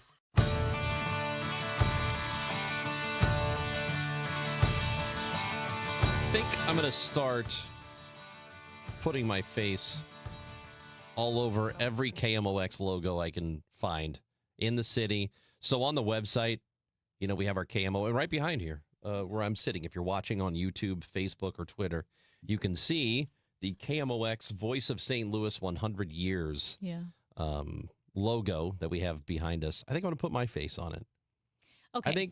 I think that it would be appropriate. What if we remember Moxie? Longtime listeners know Moxie. Yeah, it's the little baseball cap.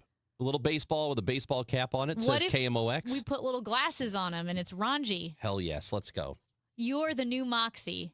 Next thing you know, I'm going to put it on the passport. I'm only bringing this up because Trump, the president, is adding his face to U.S. passports. And there's a mock-up of the passport. I don't think it has started yet, but the Bulwark first reported yesterday that the State Department is finalizing a, quote, radical redesign of the U.S. passport that features a, quote, serious-looking Trump from his second inaugural portrait. And here's the thing, because rather famously, like you know me, love the parks, love Smokey the Bear. You're a big national park guy. Huge national park guy. Remember how we had the Gateway Arch Park Foundation on, and we realized that Smokey is something of a thirst trap? He's only wearing pants. Oh, I see what you're saying. He doesn't have a shirt. He's just walking around bare-chested, no pun intended. Better than only wearing a shirt. Well, say that to most mascots, Mickey like Mouse. Fredbird only has a jersey on. Yes. He does not have pants. He doesn't have pants. But at any rate, the America the Beautiful Pass, which you can buy, and it gives you access to all the national parks for like $80. It's such a nice. Beautiful. It's Is like that a for 1 golden year? ticket. Yes. Okay. Every national park you have access to, and I believe national forests as well. It's such a beautiful thing. Well, sometimes they have birds and mountains on them. Well, Trump put his his face on the national park with his signature. And there was a reporter autograph. from Atlanta who wanted to buy the America the Beautiful Pass because they have some that don't have his face on it. And they were instructed, or the Atlanta reporter was told that the park rangers were instructed to throw out the passes that didn't have Trump's face on it. So he had to sign up for a temporary day pass when he purchased the America Beautiful Pass, and his Trump pass would be coming later. And it's a bit fatiguing, Ranj, because now we do know that he's put his face on passports, national park passes, Trump gold cards, Trump-class battleships, the Trump Kennedy Center for the Performing Arts, Trump RX, Trump's signature on U.S. paper currency, gold coins from the Commission of Fine Arts, the Department of Justice, the Donald J. Trump Institute of Peace, the Department of Labor, Trump accounts, and the Department of Agriculture all have his face or name on it. I saw his face on a building when I was in D.C. Forgot what it was. We're just quickly driving around the city a few weeks ago. I don't know. I think I'm actually curious about this. Even if you're a fan of his and voted for him, do you think it's a little weird that he wants to put his face on everything right now? I would think, honestly, if we were celebrating America's 250th birthday this year and the passports are signifying that, don't you think it would have been better to put Washington's face on it? So here's the thing, Ranj, and I think you make up a good point. Whenever we are kind of inoculated to Trumpian eccentricities because he's constantly doing so much that we think, oh, that's just Trump being Trump. But imagine you doing any of those things. That's very weird. Like if Steve hung his picture everywhere in this building, that would be very weird. So I will say this, Jay Nordlinger, longtime conservative writer, classic conservative for the National Review, wrote about this inclination, this propensity to put your face on everything, and said it's actually a big deal. It's weird. It's not a good sign. I'm honestly curious from if you are a supporter. Let us know 314-436-7900. Text in. I'm curious to know if you think it's a little odd that he wants to do that. A 314 and if it's says, not, yeah. Oh, I was going to 314 says, but Ron, who doesn't want an angry, crazy person on their passport? that's my face. There's already one on there. It's my face. I don't need two. Let us know. 314-436-7900. Go ahead and text into the show. It's Chris and Amy on KMOX. Let's talk a little Cardinals baseball when we come back with John Rooney, the voice of the Cards on KMOX. It's time for a $98 AC tune-up. Every day starts the same way, and then it goes wherever it wants. Life doesn't stop for Cardinals baseball. It just kind of runs alongside it. Dave Glover here from the Dave Glover Show. We're talking real life, real stuff, and yes, a lot of Cardinals along the way, because that's how fans actually live it. It's just like happy hour, man. We get together every day from 1 to 5. We have fun, we laugh, we commiserate, we complain. DGS 1 to 5. The Dave Glover Show at 1, and then Cardinals baseball. Nothing makes a gathering great like Eggland's Best Eggs. They're just so delicious with better nutrition, too. For us, it's eggs any style, as long as they're the best. Eggland's Best. Better taste, better nutrition, better eggs. Don't miss the Route 66 Centennial Festival at the Missouri History Museum, April 30th through May 3rd.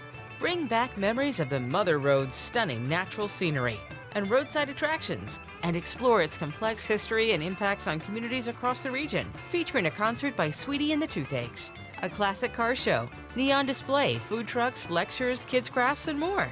All activities are free. Schedule at mohistory.org/festival. Now, KMOX weather from the Saliga Heating and Cooling Weather Desk. Absolutely gorgeous out there. Sunny, breezy, 58 degrees. A high today of 64. Tonight, clear to partly cloudy and chilly. A low of 44. Weather sponsored by Artistic Decks. Summer's here. Is your backyard ready? If you missed the spring rush, Artistic Decks can still make it happen. From premium wood to maintenance-free composite, get the quality you deserve. Don't wait. Call Artistic Decks today at 314-280-0821. How was your break? It was great until I stopped for gas. Prices have gone up almost $1 with no end in sight. I might have to start watching how much I drive. That's exactly why I use Upside. I never pay full price for gas with the free Upside app. Upside? Yes, Upside. It's the free app that gives you cash back just for buying the gas you're already buying. So, even with the rising gas prices, I'll never have to limit how much I drive. Does that actually add up to anything? Just last year, I made over $200 with the Upside app. Wow, that's serious extra cash. I'm downloading the free Upside app right now. Download the free Upside app to earn cash back on the gas you're already buying. Use promo code WAGON for an extra 25 cents per gallon bonus on your first tank. You can cash out anytime, right to your bank account, or an e-gift card for Amazon and other brands. Just download the free Upside app and use promo code WAGON for a 25 cents per gallon bonus on your first fill-up. That's WAGON. Offers vary by user and location. Go to upside.com for terms and conditions. I know that hiring can be challenging. You sort through tons of resumes and you get too many so-so applicants. You're just waiting for someone to match your role perfectly. Well, now, there's a place where you can meet them fast. ZipRecruiter. Need to hire right away. Start your search for strong candidates. The right fit awaits. Build your team. Build it sooner. Meet your match on ZipRecruiter. Just head to ZipRecruiter.com/free right now to try it for free. And you're on your way to meeting your match. 4 out of 5 employers who post on ZipRecruiter get a quality candidate within the first day. So try it now. Go to ZipRecruiter.com/free. Once again, that's ZipRecruiter.com/free. Meet your match on ZipRecruiter. Try it free. Hey guys, Glover here with my friend Stewie from Stewart's American Mortgage Corporation. Stewie, I think this is going to be a strange season for real estate. Just kind of feel it in my gut. What can people do apropos of their mortgage to put themselves in a better position to get that house? You know what, Dave, that's a great question. There's a bidding wars that are going to happen this spring. You want to get the house. This is how you're going to make things better. Number one, we give you the power of the pre-approval letter. That means you can go into our portal and generate the letter and edit it for any amount you want up to the amount you're approved without without chasing the loan officer. Number 2, the bagel loan. No closing costs, no title fees, no lender fees, no appraisal fees. It's a bagel. Bagel looks like a zero, easy to remember. Add that money you would normally pay onto your bid and beat the other offers out. And you know what? The third thing is we can close fast. 10 days. They're going to look away at the other offers because most lenders take as much as 30 days to get done. You can call or text Stewie at his personal cell phone, 314-324-4440, or you can Google the bagel loan in MLS 226715. I'm shortstop Mason Wynn, and you're listening to the Chris and Amy Show on KMOX. Now, the Cardinals Conversation on KMOX. Sponsored by Missouri Farm Bureau Insurance. We are Missouri Farm Bureau Insurance, and we've got Missouri covered. The Pirates are down to their last strike. The pitch by Swanson. A swing and a miss for a Redbird winner. A sweeper strikes out O'Neill Cruz, and this ballgame has come to an end. The Cardinals outlast the Pirates to win the first 2 games in the series, 4-2 last night and 11-7 tonight. And there are 2 more games in this series tonight. A 4:45 pregame show, a 5:40 first pitch from Pittsburgh as the Cardinals continue their series. Then they've got an afternoon game tomorrow. Well, actually, it starts in the morning. Starts before noon.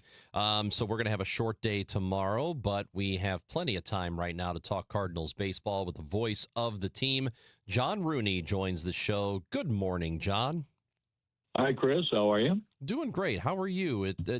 Hey, listen, this team, you must be doing well watching a team play the way this one is. They're doing it in different kinds of ways. They are winning close games.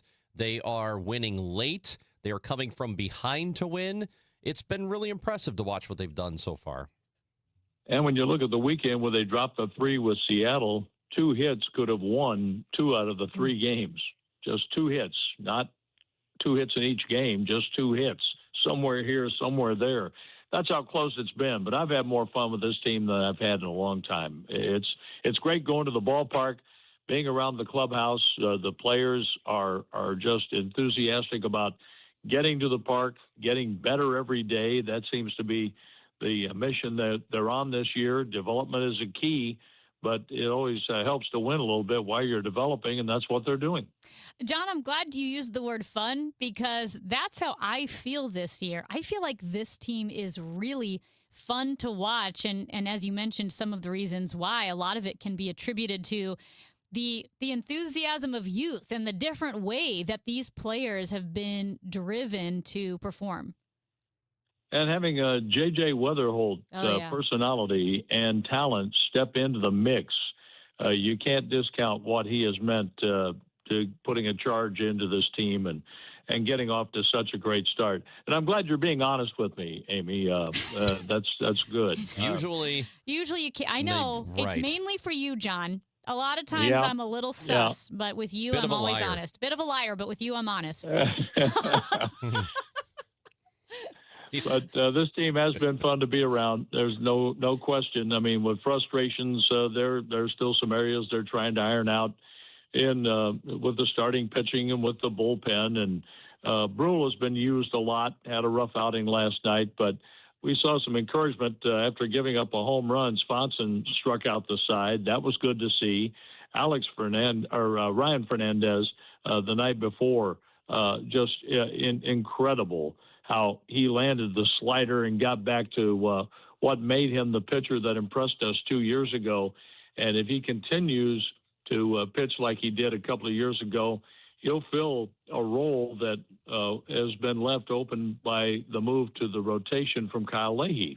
We need somebody in that 7 and 8 spot, somebody to get the ball on a consistent basis, not just a couple of guys like JoJo Romero or Stanek to get the ball to Riley O'Brien.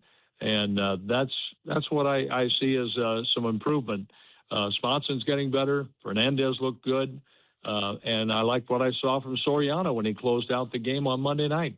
We talked to Oliver Marmol on the Gas House Gang yesterday. We do every Tuesday. And we talked about his, having J.J. Wetherholt on the team, who you mentioned, and how unusual it is to have somebody who's 23 years old, who's just starting in the big leagues and has the sort of demeanor, personality, confidence that Weatherholt has. Do you recall ever covering a player quite like that? Somebody who has come in and immediately just seemed like they've belonged there for years. Albert Pujols. He was that guy. He came right in and did that. Frank Thomas in Chicago did that. Of course, Frank had some supporting help over a 4-year period with the draft with Jack McDowell and Frank Thomas, and they had Fernandez and Robin Ventura. They did all right over the years, so that wasn't too bad. Those guys stepped in and made a big difference. But usually, I mean, we were looking at Oscar Taveras to be that kind of guy, and then tragically died in an accident. And there have been players along Major League Baseball who have come on, like Derek Jeter in New York did, and certainly Aaron Judge, the impact that he's made. But to have J.J. Weatherholt come in, he's not a cocky personality, but he's confident. He's quite coachable, wants to get better every day. He's open to learning, open to working hard, just a great attitude and a smile on his face in the clubhouse, and gets along well with his teammates. It's just a great start to his Major League career. And you know what? Talking about this team being as young as it is, and there is not a regular in the lineup that is over 27. I mean, you've got just a... We don't have an all-star on this team. Yeah. And not yet. They're going to be coming, but we don't have an all-star on this team as we start out the season. And the all-star, Brendan Donovan, couldn't play because of injury with Seattle. But to have that trade and what was involved, and Ty Pete is one of those players who's in the minor leagues, and they're looking to him down the road to perhaps be an all-star player as an outfielder. But you do have a lot of guys pulling together. They bought into what the Cardinals are doing right now, and they're getting a chance.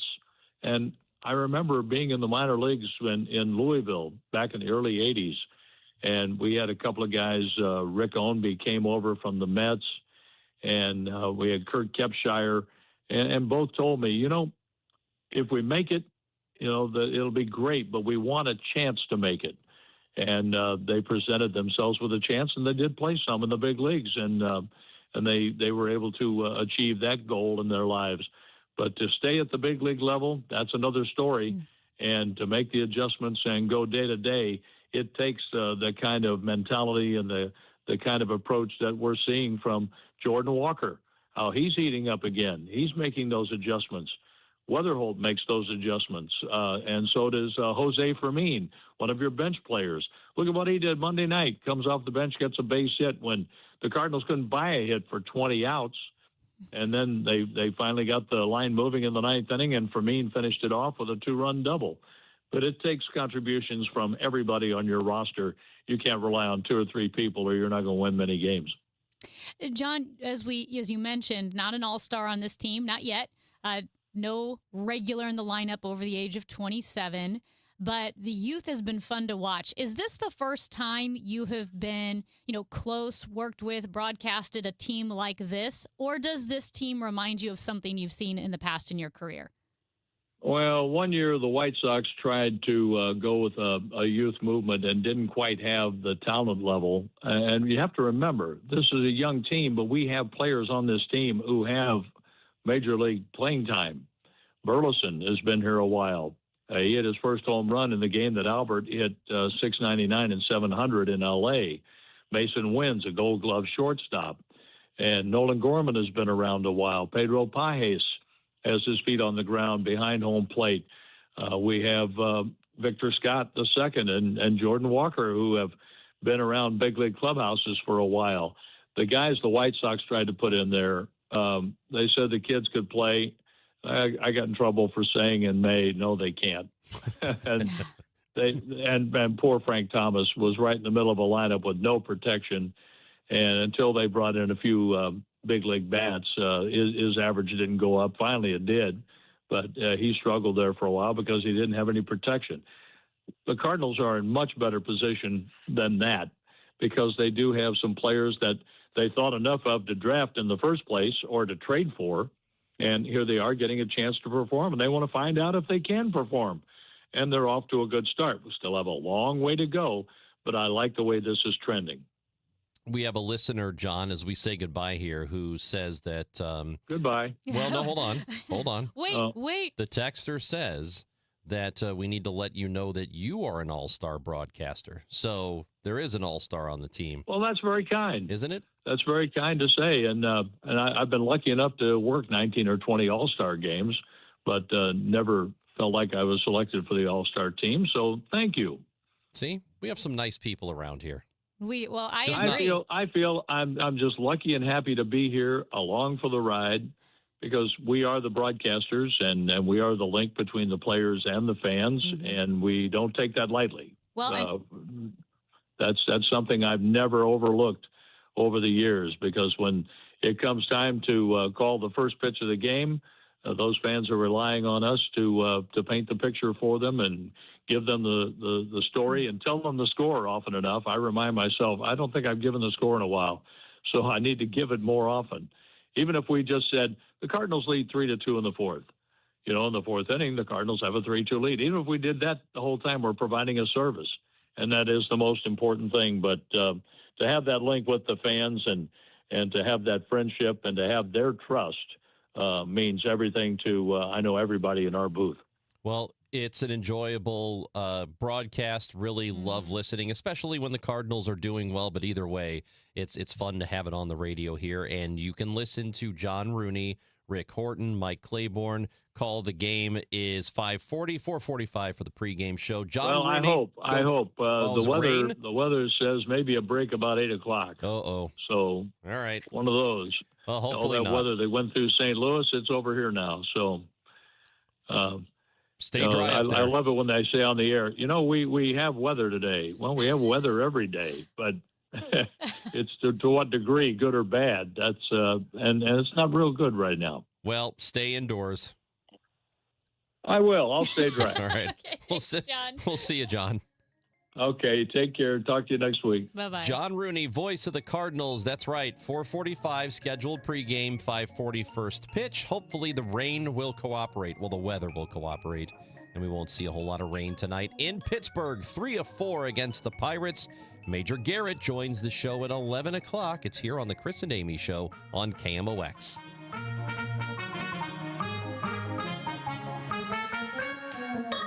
At Missouri Farm Bureau Health Plans, your health is our commitment. That's why we provide high-quality health coverage at affordable rates to Missourians like you. And unlike other options, you can apply at any time throughout the year. From individual and family plans to dental vision coverage, our plan options are designed to meet your needs. Together we care, together we grow, together we thrive. Missouri Farm Bureau Health Plans. Plan on us. Visit us at mofbhealthplans.com and contact your agent today. The Cardinals Hall of Fame and Museum is the official home of Cardinals history. For those who want to be a part of one of the sport's greatest collections in the world, museum membership is the way to go.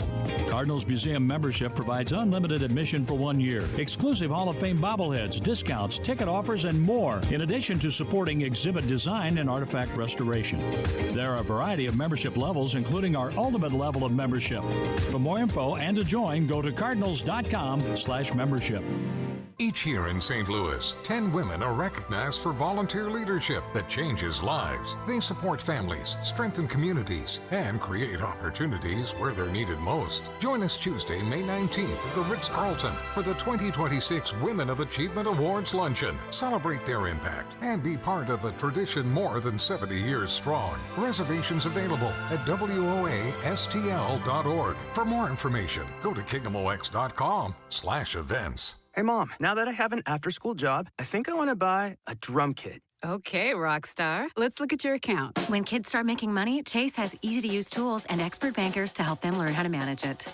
And next month, I'll buy the bass drum and the cymbals. Oh, and maybe some noise-canceling headphones for you. Aw, you've thought of everything. Help kids save, budget, and build financial independence, all with Chase. That's good for kids and good for parents. Visit your local Chase branch and get started. Account subject to approval. JP Morgan Chase Bank, N.A. member FDIC.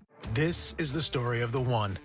As a maintenance tech at a university, he knows ordering from multiple suppliers takes time away from keeping their arena up and running. That's why he counts on Grainger to get everything he needs, from lighting and HVAC parts to plumbing supplies, all in one place. And with fast, dependable delivery, he's stocked and ready for the next tip-off. Call 1-800-GRAINGER, click Grainger.com, or just stop by. Grainger, for the ones who get it done. The BizDash 5K, presented by Worldwide Technology, is back. Produced by the St. Louis Sports Commission, this high-energy corporate race is St. Louis's healthiest happy hour, combining fitness, fun, and unbeatable team bonding for companies of every size. Runners and walkers of all levels are welcome. It all comes together at Energizer Park Thursday, May 7th in downtown St. Louis, an office party like no other. Create your company team today at stlbizdash.com. Hey, Missouri, it's game time. Start betting like a pro with the world's largest sportsbook at your fingertips. Hi, I'm Derek Stevens. I'm a lifelong sports bettor, and I'm the owner of Circus Sports. It's sports betting the way it should be, with high limits, player-friendly pricing, exceptional customer service, and more. Download your new bookie at circusports.com. The action starts now, Missouri. Experience the difference with Circus Sports. Bet like a pro.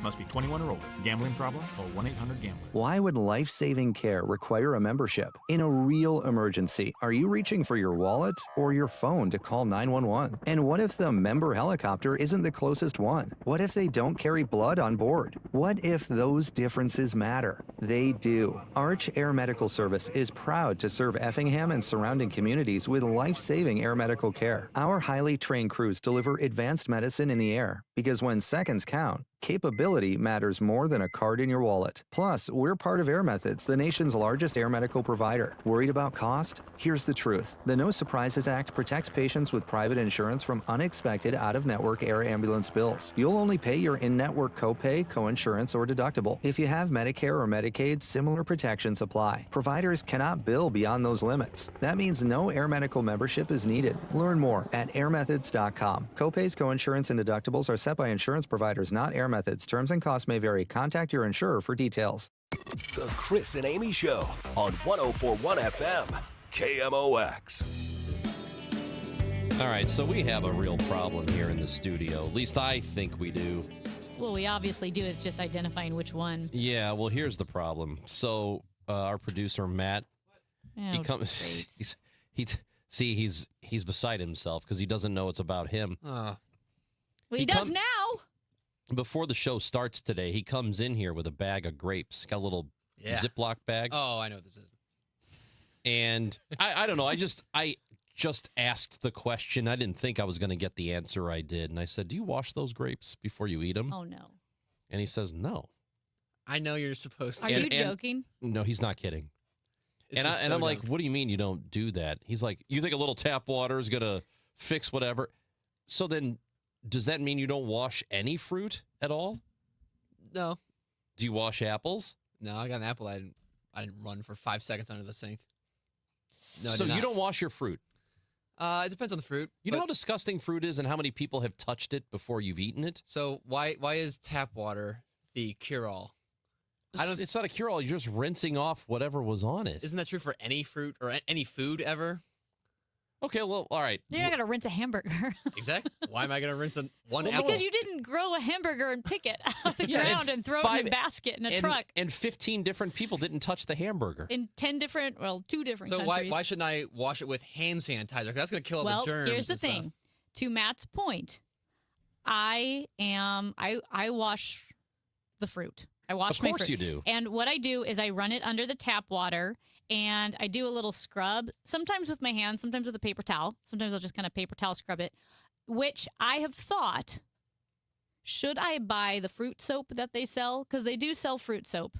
And I have it's fruit wash. Yeah, fruit wash. And I've never purchased the fruit wash. I get it. So am I futile in my attempts to clean the fruit if I don't use the fruit wash? But I will say, wait, do you wash your vegetables?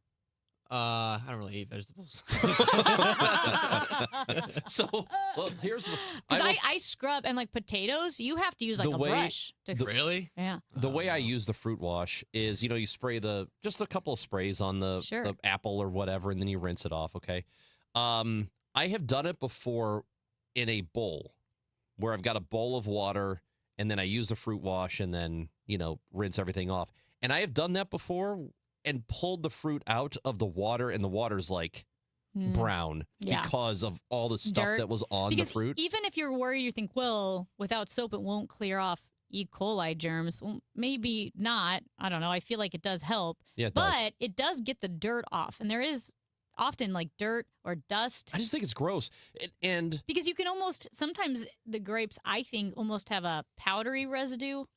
Or on there's the outside, On the yeah. outside. And I have seen a video fairly recently, and I'm glad that Matt said this to me earlier today, and it reminded me of it, of a woman who is going through the store with her shopping cart, but she's eating the grapes as she goes. Oh, yeah. And her husband is like, you're not supposed to do that till you... And I don't even think he's questioning whether or not they're washed. It was just more of a... Stealing because of the weight. Yeah, you pay by pound. Yeah.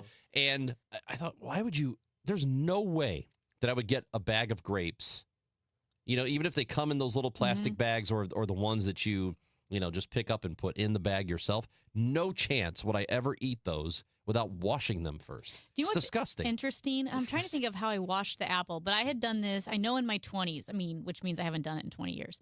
But sometimes when I was really hungry grocery shopping, which I always am, I would take 2 like Fuji apples, similarly sized Fuji apples, and wipe one off. Maybe I had wipes or something in my purse.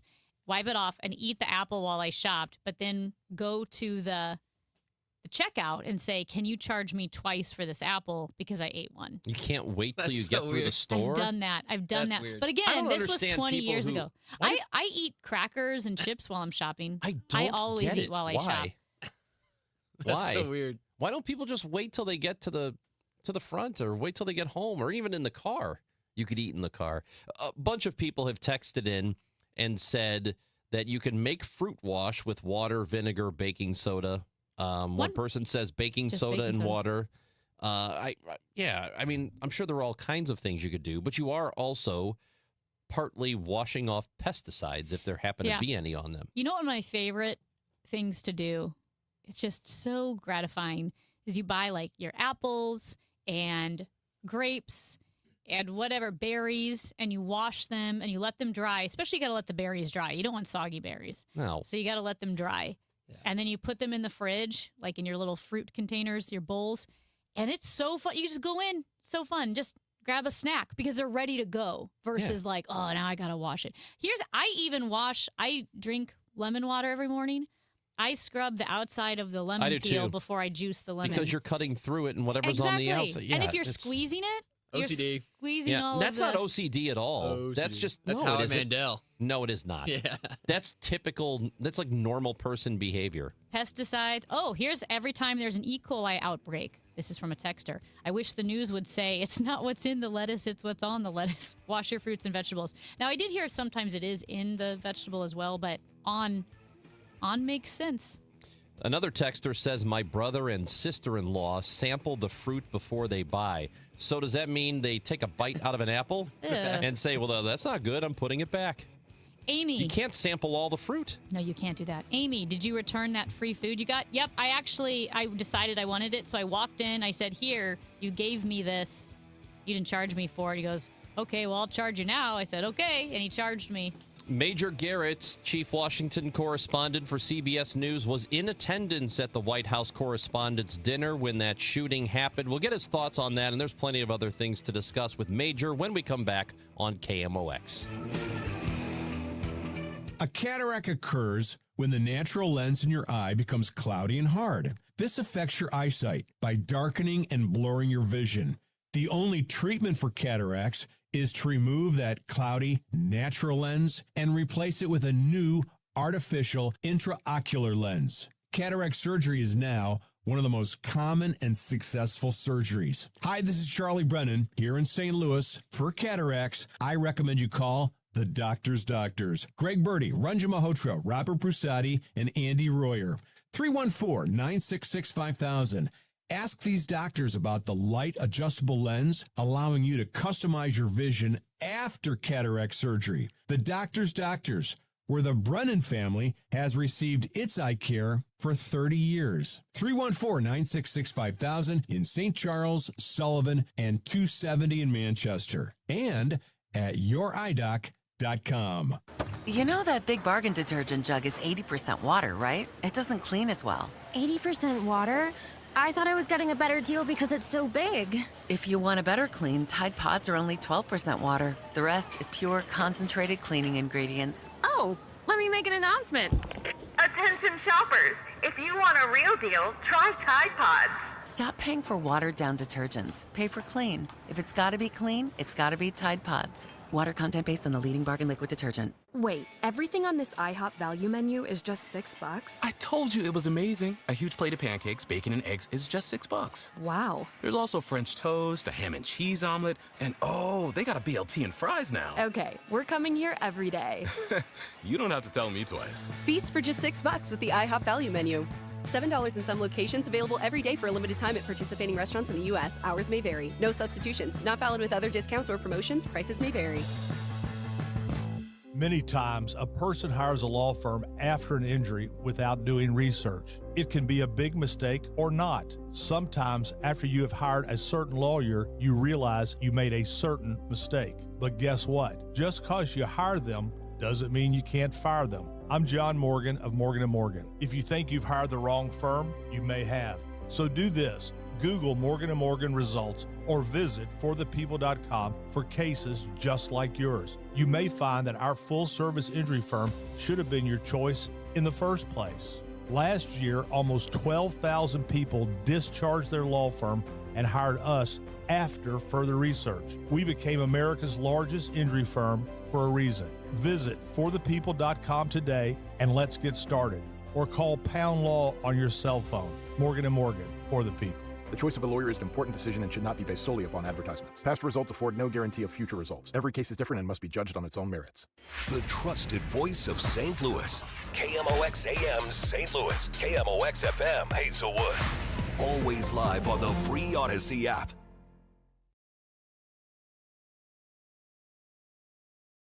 Hi, St. Louis. This is Ben Barnett. I'm a board-certified master arborist, and I've been caring for St. Louis trees for over 25 years. Today, I'm going to help you choose a tree care contractor. Here's how it's done, so pay close attention.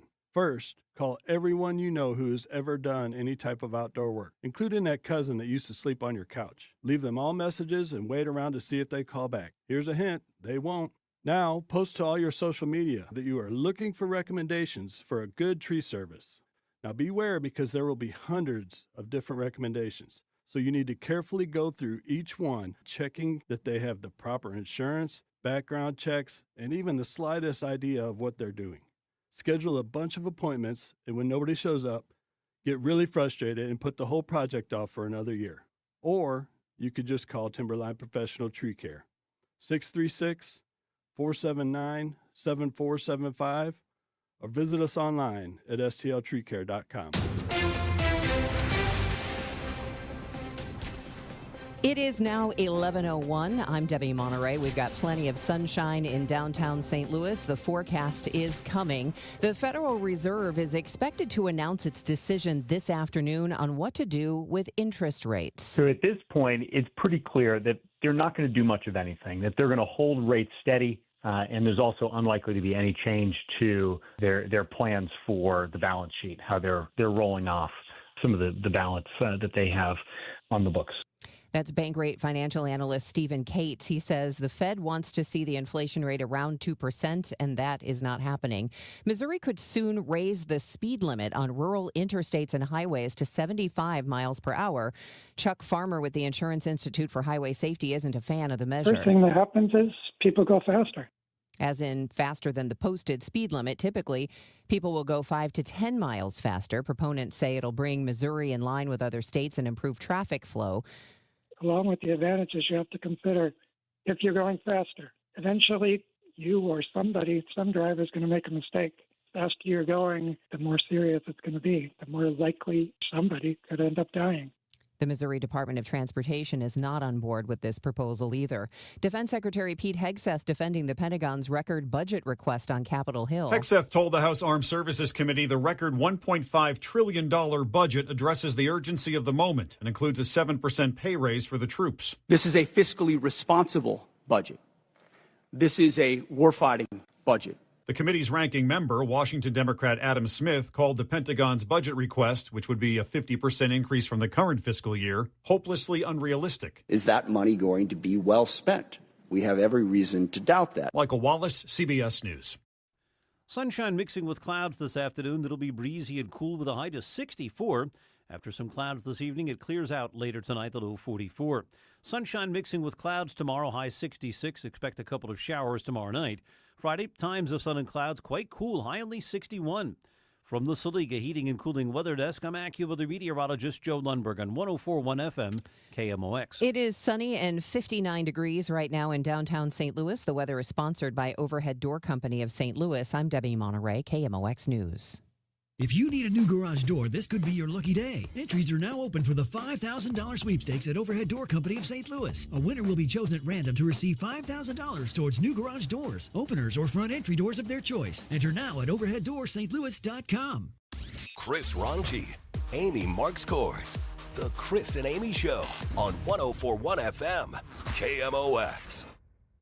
It's Major News with Major Garrett, our weekly conversation with CBS's chief Washington correspondent.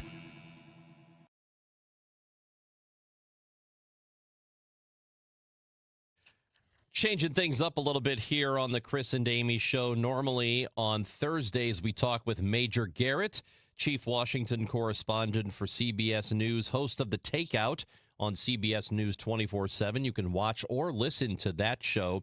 But we're going to talk to Major Garrett today. We've got Day Cardinals baseball tomorrow, which would take Major away from us, and we can't bear the thought. So we've got Major Garrett on this show today. Yes, you can. No, we can't. No, we hate it. We hate going a week without you. Makes us sad, and the listeners livid. Oh, that's so funny. That's so very funny. So, also the host of CBS Mornings, too. I know. This man's been all over TV. Every time I turn on my television, there you are, Major. Yeah, so it's New York for me all week and double duty, so up at 4 a.m. and then through the takeout. So by the time it's 8 o'clock at night, I'm very sleepy.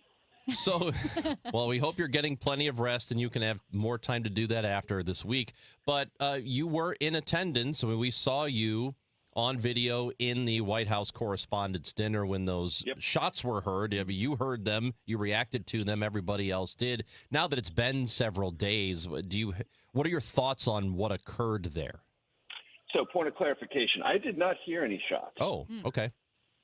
So my table 91, for those keeping track at home, no one's keeping track of that, but that was the number of my table. Very close to the front of the ballroom, very near the president's table. And the center aisle, which is important geographically in that ballroom because what I heard was Secret Service agents running down that center aisle, knocking things over to get to their protectees. And I had two of them at my table. Immediately to my right was Robert F. Kennedy Jr., the Health and Human Services Secretary, and then immediately to my left was Stephen Miller, Deputy White House Chief of Staff.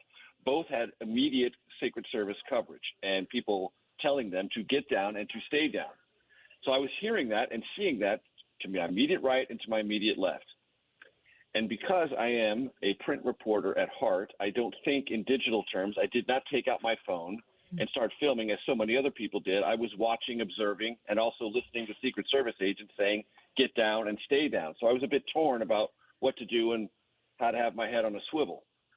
Pretty rapidly, both RFK Jr. and his wife Cheryl Hines, although she trailed behind a little bit, and there's been some social media commentary about that, and Stephen Miller and his wife Katie were taken out. And by the time they were gone and up over the stage and in the hold room in the back, everyone in the room, myself included, got a sense that this danger was now lifted. We've learned a lot since then about whether or not the gunman was tackled or tripped. We have an eyewitness telling CBS News and my colleague Matt Gutman that the gunman just tripped, fell, and then was tackled. If that gunman had not tripped and made it down the staircase and made it through one of the open set of ballroom doors, this might have been a lot worse. I don't think a lot of damage would have been done because there were plenty of agents inside the ballroom ready to respond. But it was a dangerous situation, a unnerving situation for the entire ballroom.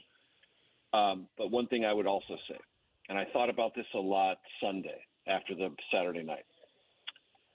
It's sad but true that thousands of Americans, civilians, have experienced mass shootings. Schools, parking lots, sporting venues, Las Vegas, supermarkets. And all of those Americans experienced a level of terror 1,000 times more than I did. Why?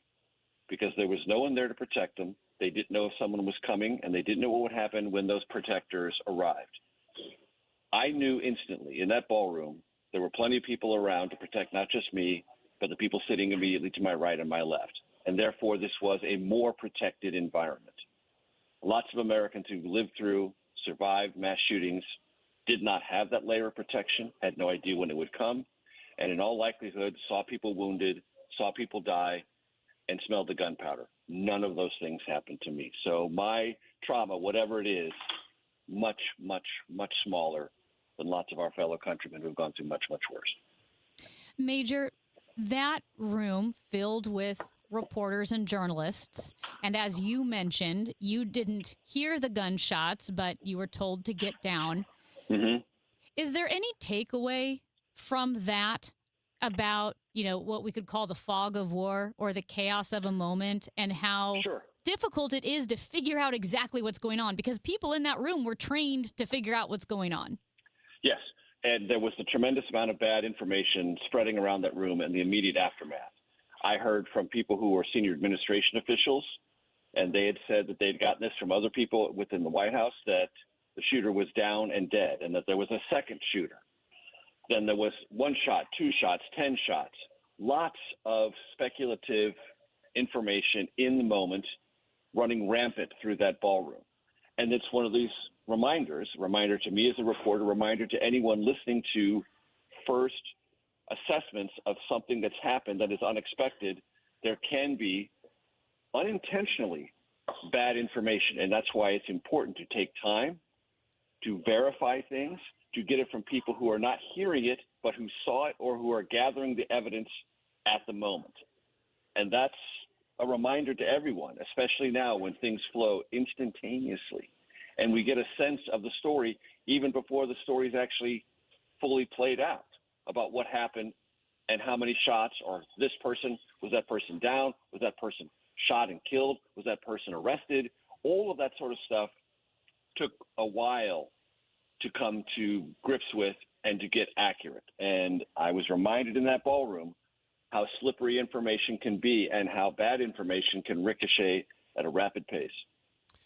Major, with this incident occurring, it was not very long before many people seized on the opportunity to say that the president needs the ballroom then, this $400 million ballroom that's being built, where the East Wing was. First of all, is that gaining any traction whatsoever? Because people, generally speaking, do not want to pay that money for that ballroom. Is that changing at all after this incident? Well, it's had enough velocity behind it to enter into Justice Department filings in the lawsuit that has held up the construction of the ballroom. So the Justice Department basically took the president's words, I need a ballroom now, because we had an incident at the Washington Hilton at the White House Correspondents' Dinner. So it's taken on some validity there in a legal context. Some members of Congress have introduced legislation to provide money for the ballroom, saying this example illustrates why it is necessary. I would say this, they are unconnected. They look connected, but they're unconnected. Why? The White House is the province of the President of the United States.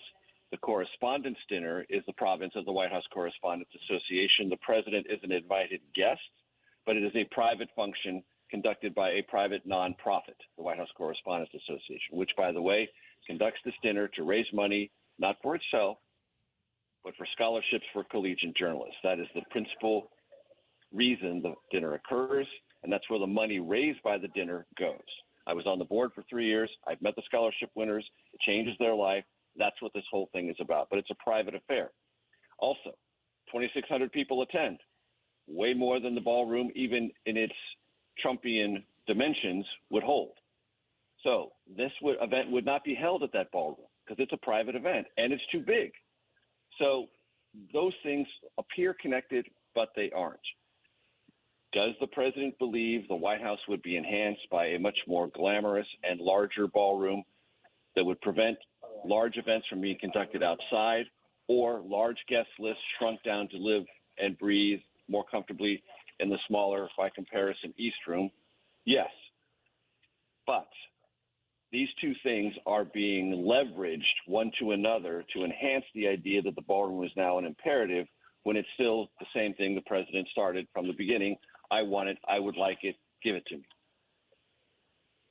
And as you mentioned, not big enough for certain events, and we don't want a president who can't move about the United States. The president will still be out and about in the public. Oh, of course. And one thing to quickly remind people. So the Washington Hilton Ballroom is the biggest ballroom in Washington, D.C. The only other place you could do this would be the Convention Center. And one of the reasons the Secret Service prefers the Washington Hilton is because it has a very secure entrance for the presidential limousine. That secure entrance was created when? In the immediate aftermath of the assassination attempt on Ronald Reagan in 1981. If you remember the video of that, the president exits the building, walks on the sidewalk toward the awaiting limousine. And that's when John Hinckley Jr. tried to shoot and kill him. After that, a special entrance where you pull the limousine in and a big metal door comes down, and the president never even gets out of the limousine until that door comes down, was constructed. That's why Secret Service prefers that venue. They want the president to go there because the president can get in and get out without ever being seen by the public and not ever being a target unless they're inside the building itself and they believe that they can establish layered perimeters of security to protect the ballroom, which is what they did for the Correspondents' Dinner. Will some of that layered perimeter security be reevaluated now? Probably. But the Secret Service likes the Washington Hilton because of that specialized entrance and the way they can move the president in and out in a maximum security status. And we also know that a president and historically has gone to events around the country, around the world, and it would not really make a whole lot of sense. It's almost a suggestion to me that, well, we can't. This is the only place we can properly protect him is if we build this place on our property. That has a feel to it. And then that makes it feel like the president is having audiences in that room, and that's the only place to see him, and it's the only place where they can really relax and enjoy things. I don't know. The country is trying to digest all of that, what the implications of the ballroom are, what does it symbolize, what does it represent.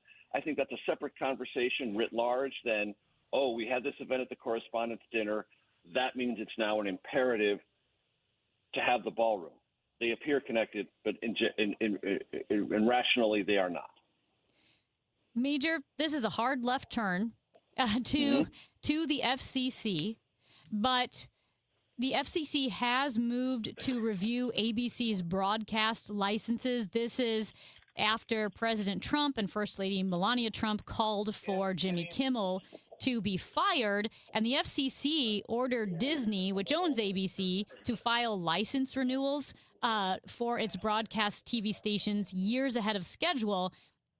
What is the significance of this, of the FCC getting involved with a broadcast channel? It's meant to threaten them. It's meant to intimidate ABC and Disney, for sure. It is within the FCC's power to do this. The suggestion from FCC Chairman Brendan Carr on the Katie Miller podcast was that this was about diversity, equity, inclusion policies within Disney, something that the FCC has been reviewing for quite some time, many, many months. But this Jimmy Kimmel thing gave it new urgency, and whenever the First Lady or the President find offense in matters like this, people downstream within the federal bureaucracy tend to jump and be more responsive to what has ever angered the President or the First Lady, in this case, both. The Federal Communications Act is pretty clear about what these license renewals are, how the procedures can play out. Disney is well prepared to explain what its procedures are, how it is complying with the Federal Communications Act, and it is well lawyered to defend itself should the FCC try to do anything other than review their policies and review their licenses. The FCC can review that at any time. That it's accelerating that is meant to intimidate Disney and ABC and say, well, if you get rid of Kimmel, maybe we'll call these review dogs off. It's going to be another test, and there will already have been plenty, there will be many more of this administration trying to get into the grill, metaphorically, of media companies about what they do and how they do it. Major Garrett, we appreciate you for adjusting for us today, especially since you've got so much going on this week and getting no sleep whatsoever. We have cut into nap time, but thank you. Thank you for allowing us to. What's that? What's that? You're the Talk best. to you next week, guys. Thanks, Major. Yeah. Major Garrett, Chief Washington correspondent for CBS News. You can catch him on CBS Mornings this week, and also the host of The Takeout on CBS News 24/7. Terrific show you can listen to or watch. It is the Chris and Amy Show. We go until the Gas House Gang at noon. Bernie Miklasz, Tom Ackerman, and me, Chris Ranji, with you, talking Cardinals baseball. That'll be at 12 on KMOX. Download to see if you qualify. Not all customers will qualify. Transfer fees may apply. No Albert subscription required. Albert is not a bank. Albert Instant Loans are issued by FinWise Bank, member FDIC. Not an actual client. Terms apply. Kylie, what's wrong? I just got hit with a car repair bill. I'm behind on rent, and I feel like I can never save any money. Have you tried the Albert app? Albert is your financial assistant, helping you find ways to save and create custom budgets to actually grow your money. Plus, you can get up to $10,000 for big expenses, or advance up to $1,000 fast when you need cash right away. Albert can get me up to $10,000? Exactly. Albert spots you in a pinch and helps you grow your money in the long run. I'm downloading Albert right now. Download the Albert app and use promo code GOAL to borrow up to $10,000 for whatever you need. The Albert app helps you budget better and save more money so you reach your financial goals faster. Download the Albert app right now and use promo code GOAL to borrow up to $10,000. Use code GOAL to borrow up to $10,000. Don't miss a baseball showdown at Busch Stadium when Shohei Ohtani and the LA Dodgers roll into the Lou May 1st through the 3rd. Kick off the weekend with Friday Night Live and a must-have short-sleeve hoodie giveaway. Saturday brings a Mason Wynn bobblehead celebrating his Gold Glove Award. Then Sunday features a sleek blade collar shirt giveaway. Big names, big matchups, and big giveaways all weekend long. Tickets at cardinals.com/promotion. This is Mason Wynn. Get your tickets at cardinals.com. The 1-2, and that's grounded up the middle. Diving play, Mason Wynn to his feet. He throws, he got him. What's up, Cardinals fans? Mason Wynn here. On Saturday, May 2nd, when we face the Dodgers, you can take home the Mason Wynn Gold Glove bobblehead presented by the Shane Company. It's got my chain, my first gold glove, my whole look, just how I rock it. Plus, a few rare all-gold baubles will be randomly mixed in for 500 lucky fans. This is one you won't want to miss. Get your tickets now at cardinals.com/promotion. Hey guys, Kevin Wheeler here for FanDuel Sportsbook, the official sportsbook of KMOX and my official sportsbook as well. And I just want to brag for a second and say that I have been with FanDuel longer than the state of Missouri. I've been playing when I've been out of town for a long, long time, a lot of years. It's a blast, and it's because they're always bringing something, right? Whether it was March Madness a while ago or the beginning of baseball season, there's always something going on. And right now, FanDuel is serving up a happy hour every day during the playoffs. So we'll be talking about special drops that you don't want to miss, from profit boosts to bonus bets and a whole lot more than that. And the best part, it's every single day. So whether you're betting the early game or gearing up for prime time, just make sure you open the FanDuel app and see what's there to waiting for you on every given day. Head to FanDuel.com/Missouri to get yourself started. And FanDuel, of course, is an official partner of the NBA. Must be 21 or older and present in Missouri. Opt-in required. Rewards are non-withdrawable. Restrictions apply, including bonus and token expiration, leg requirements, and max wager amount. If you have a gambling problem, call 1-800-GAMBLER. You know, here in St. Louis, word of mouth still matters. And I'm pretty careful about who I recommend, especially when it comes to something as personal as estate planning. I'm Tom Ackerman. My family has been working with the Laderman Law Firm for over 20 years now, and the reason is simple. They don't just create documents and send you on your way. They help make sure your plan works. Because let's be honest, life changes. Family needs and circumstances change. Laws change. But most estate plans don't change over time as needs, circumstances, and laws change. They're outdated, sitting in a drawer. People assume assume they're fine and their plan will work when they need it to work. At the Lederman Law Firm, it's not a one-time transaction. It's an ongoing process. They build a plan to protect your family and your assets, and then for a fixed annual fee, they help keep it up to date as both your life and assets change. Check out the Lederman Law Firm at LedermanLaw.com or give them a call at 314-514-9100. The choice of a lawyer is an important decision and should not be based solely on advertisements. This is the story of the one. As a maintenance tech at a university, he knows ordering from multiple suppliers takes time away from keeping their arena up and running. That's why he counts on Grainger to get everything he needs, from lighting and HVAC parts to plumbing supplies, all in one place. And with fast, dependable delivery, he's stocked and ready for the next tip-off. Call 1-800-GRAINGER, click Grainger.com, or just stop by. Grainger, for the ones who get it done. 100 years of service and still at your service. KMOX.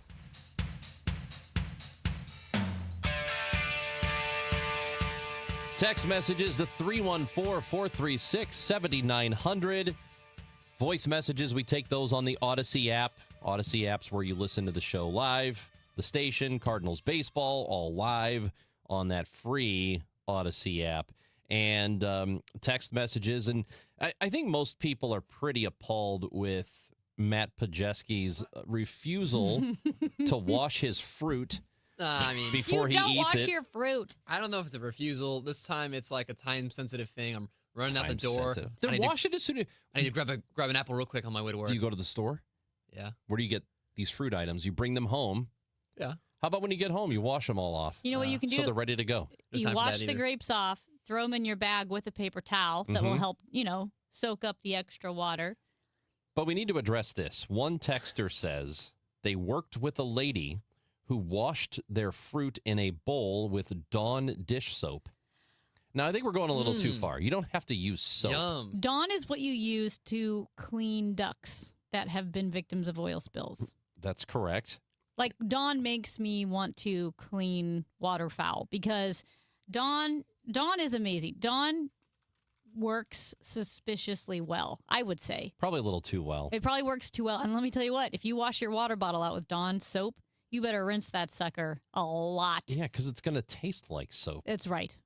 You don't need to use Dawn to wash your fruit. We've seen baking soda and water, baking soda and vinegar. Yeah. You guys are cooking to clean your fruit. Like, you're using ingredients. Like, that's more than I use to cook stuff. I microwave stuff. It honestly takes 5 seconds. Get the fruit wash, spray it. Well, first I mix in 1 cup of baking soda and then another cup of vinegar, and I pour it together and I stir it up real quick, and now I've got my fruit wash. And now you have no pesticides or people's fingerprints or poo-poo stuff on it. I've been You got to watch out for poo-poo stuff because that does happen. That's the problem. That's where the E. coli comes from, the people with the poo-poo stuff. And I think that happens a lot with leafy greens. It does, from the cows that are probably nearby. I am still somewhat upset by the 217 who texts in that their brother and sister-in-law sample the fruit before they buy. I mean, the only fruit you could, it's still wrong. Grapes, berries. Grapes, strawberries, blueberries, but you raspberries. can't sample an apple or an orange. You cannot. Or a plum. Or grapefruit. Nectarine. Pear. Kiwi. Jackfruit. There's no jackfruit anywhere. Guess what? That's what I thought when I went to Fresh Time yesterday. There was jackfruit? Dude, I thought jackfruit was little. It's huge. It's like you cut a basketball in half. Did you know that? No. They had half jackfruit wrapped in plastic. Guy's a real half jackfruit, isn't he? Harambe texts in and says, I spent 8 years in the Army. I lived in the dirt. Washing your fruit is for soft people. There you go. Just kidding. I clean my fruit. Okay. Sorry, PJ. Oh.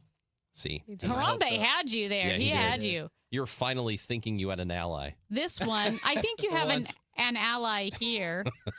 For once, he says. For once. Oh, whatever. Stop feeling sorry for yourself, Poor you little guy. victim. Isn't he? He's a little victim. No respect. I don't get no respect at all. Poor guy. 314 says, I haven't washed fruit in my entire life. I haven't been sick, I guess ever, or even been to a doctor in 3 decades. Okay. Go to the doctor, man. Get a physical. There's probably something going on with you don't know about. Get checked up. Yeah. Anyway, wash your fruit. Don't be gross.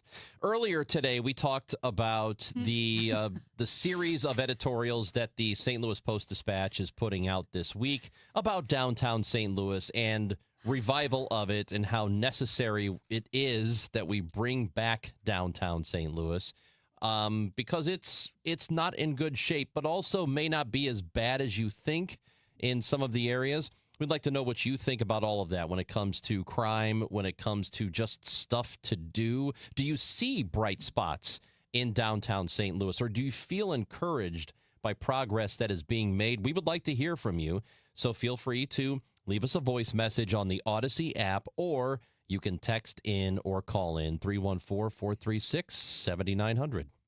I am counting down the days to my next facial at The Only Facial. You can check them out at theonlyfacial.com.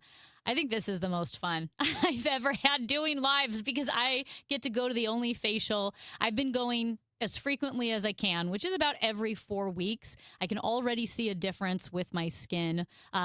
The sunspots starting to fade, getting a little bit of that youthful glow back, right? Because I'm in my 40s. You notice that your skin can look dull or some wrinkles. And The Only Facial has a process to address all those issues that you might be concerned about. I mean, they have dermaplaning, microdermabrasion, enzyme exfoliation, a facial massage, which feels so good.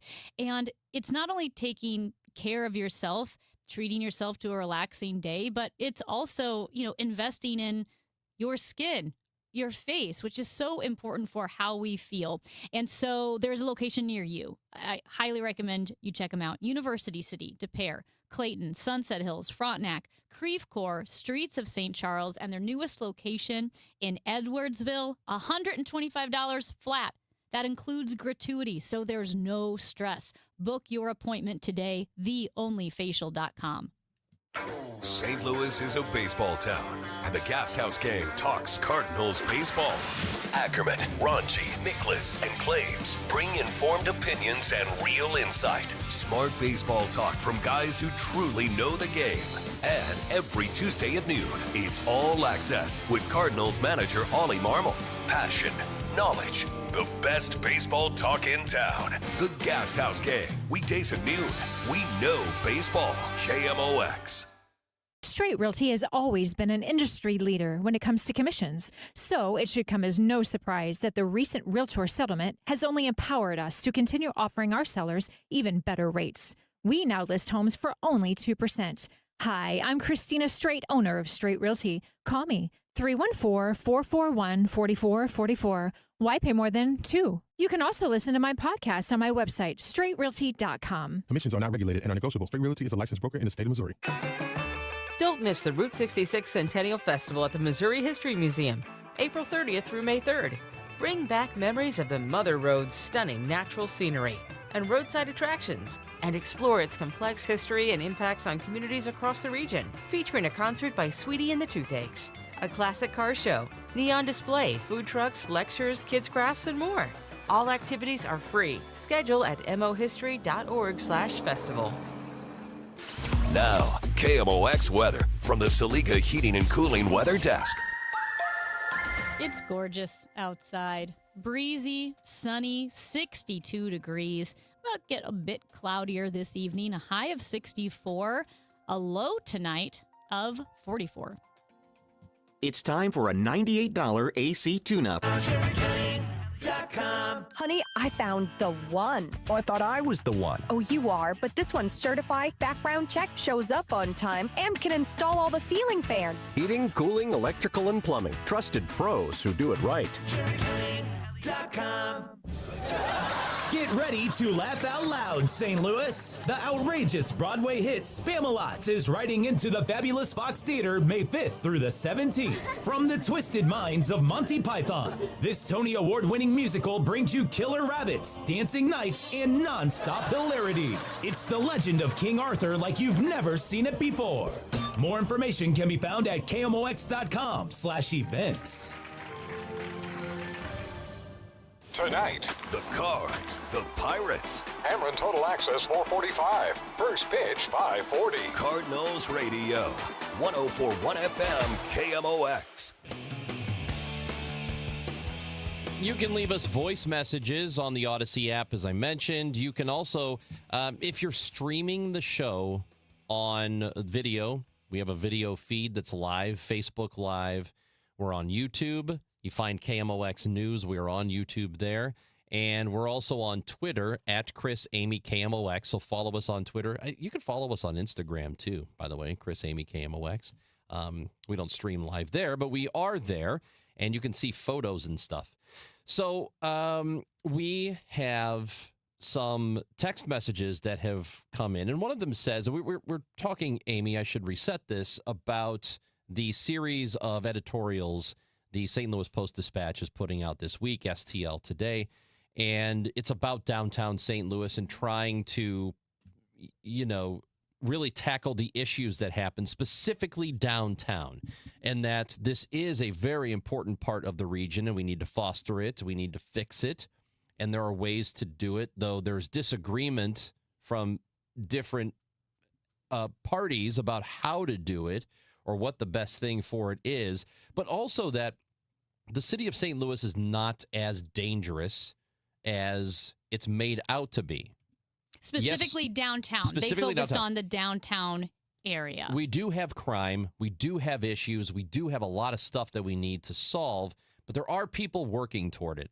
And I think, for me at least, the undertone of the pieces so far is that we should celebrate our wins more and try to promote more what is actually happening and who is out there trying to make the city better, because there are various groups that really earnestly want that to happen and recognize that if St. Louis downtown is strong, that helps the entire region, because it is the doorstep. It is the introduction for anybody who comes in from somewhere else. The first thing they want to see is the downtown area. That goes for every city in the country.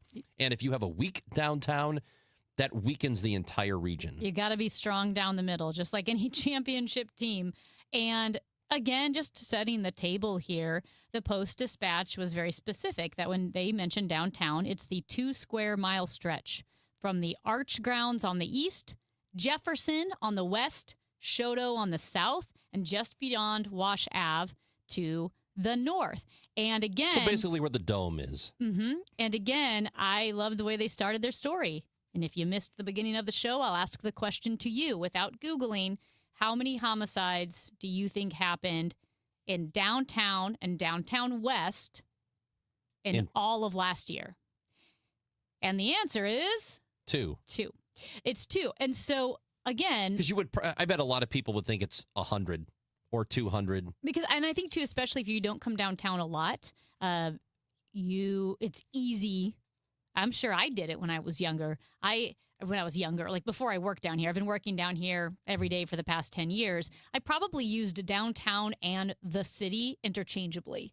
But we're speaking very specifically about that downtown. But I thought the pieces were also very honest, Ranj. Like you said, they were optimistic and they praised the progress that St. Louis has made where they've made progress. But they've also noted that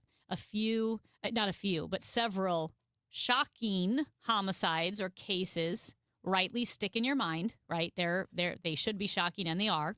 And then homelessness can give an air of chaos or less safety. And because it's not a bustling downtown, you really do see a lot of homeless people. Those are like sometimes the only people you see on the street. And then traffic lawlessness, which is pretty interesting because even Chief Robert Tracy said that officers in the past most likely pulled back on traffic enforcement out of concern about neighborhood reaction when we did see some of that police and law enforcement pullback. And so what they're trying to do is say, no, we do have to enforce traffic laws like speeding and red lights. And there is some progress that had been made over about a 20-year period. As they point out, the 2000 census showed that 3,000 people, just over 3,000 people lived in downtown. And now that number is about 10.5. So it's between 10,000 and 11,000 people. That's a pretty significant jump. And I guess I didn't realize that in the year 2000 that there weren't more than just a few thousand people living down here. I thought it was more than that. But and that to me is one of the biggest keys here, is that if you can continue to increase the amount of people who live in downtown St. Louis. That's what's going to get us to a better place, because the businesses will naturally follow. You will get storefronts when people live downtown. You will start to get other kinds of businesses that move in, hoping that they can pull from a talent pool of people who already live in the city.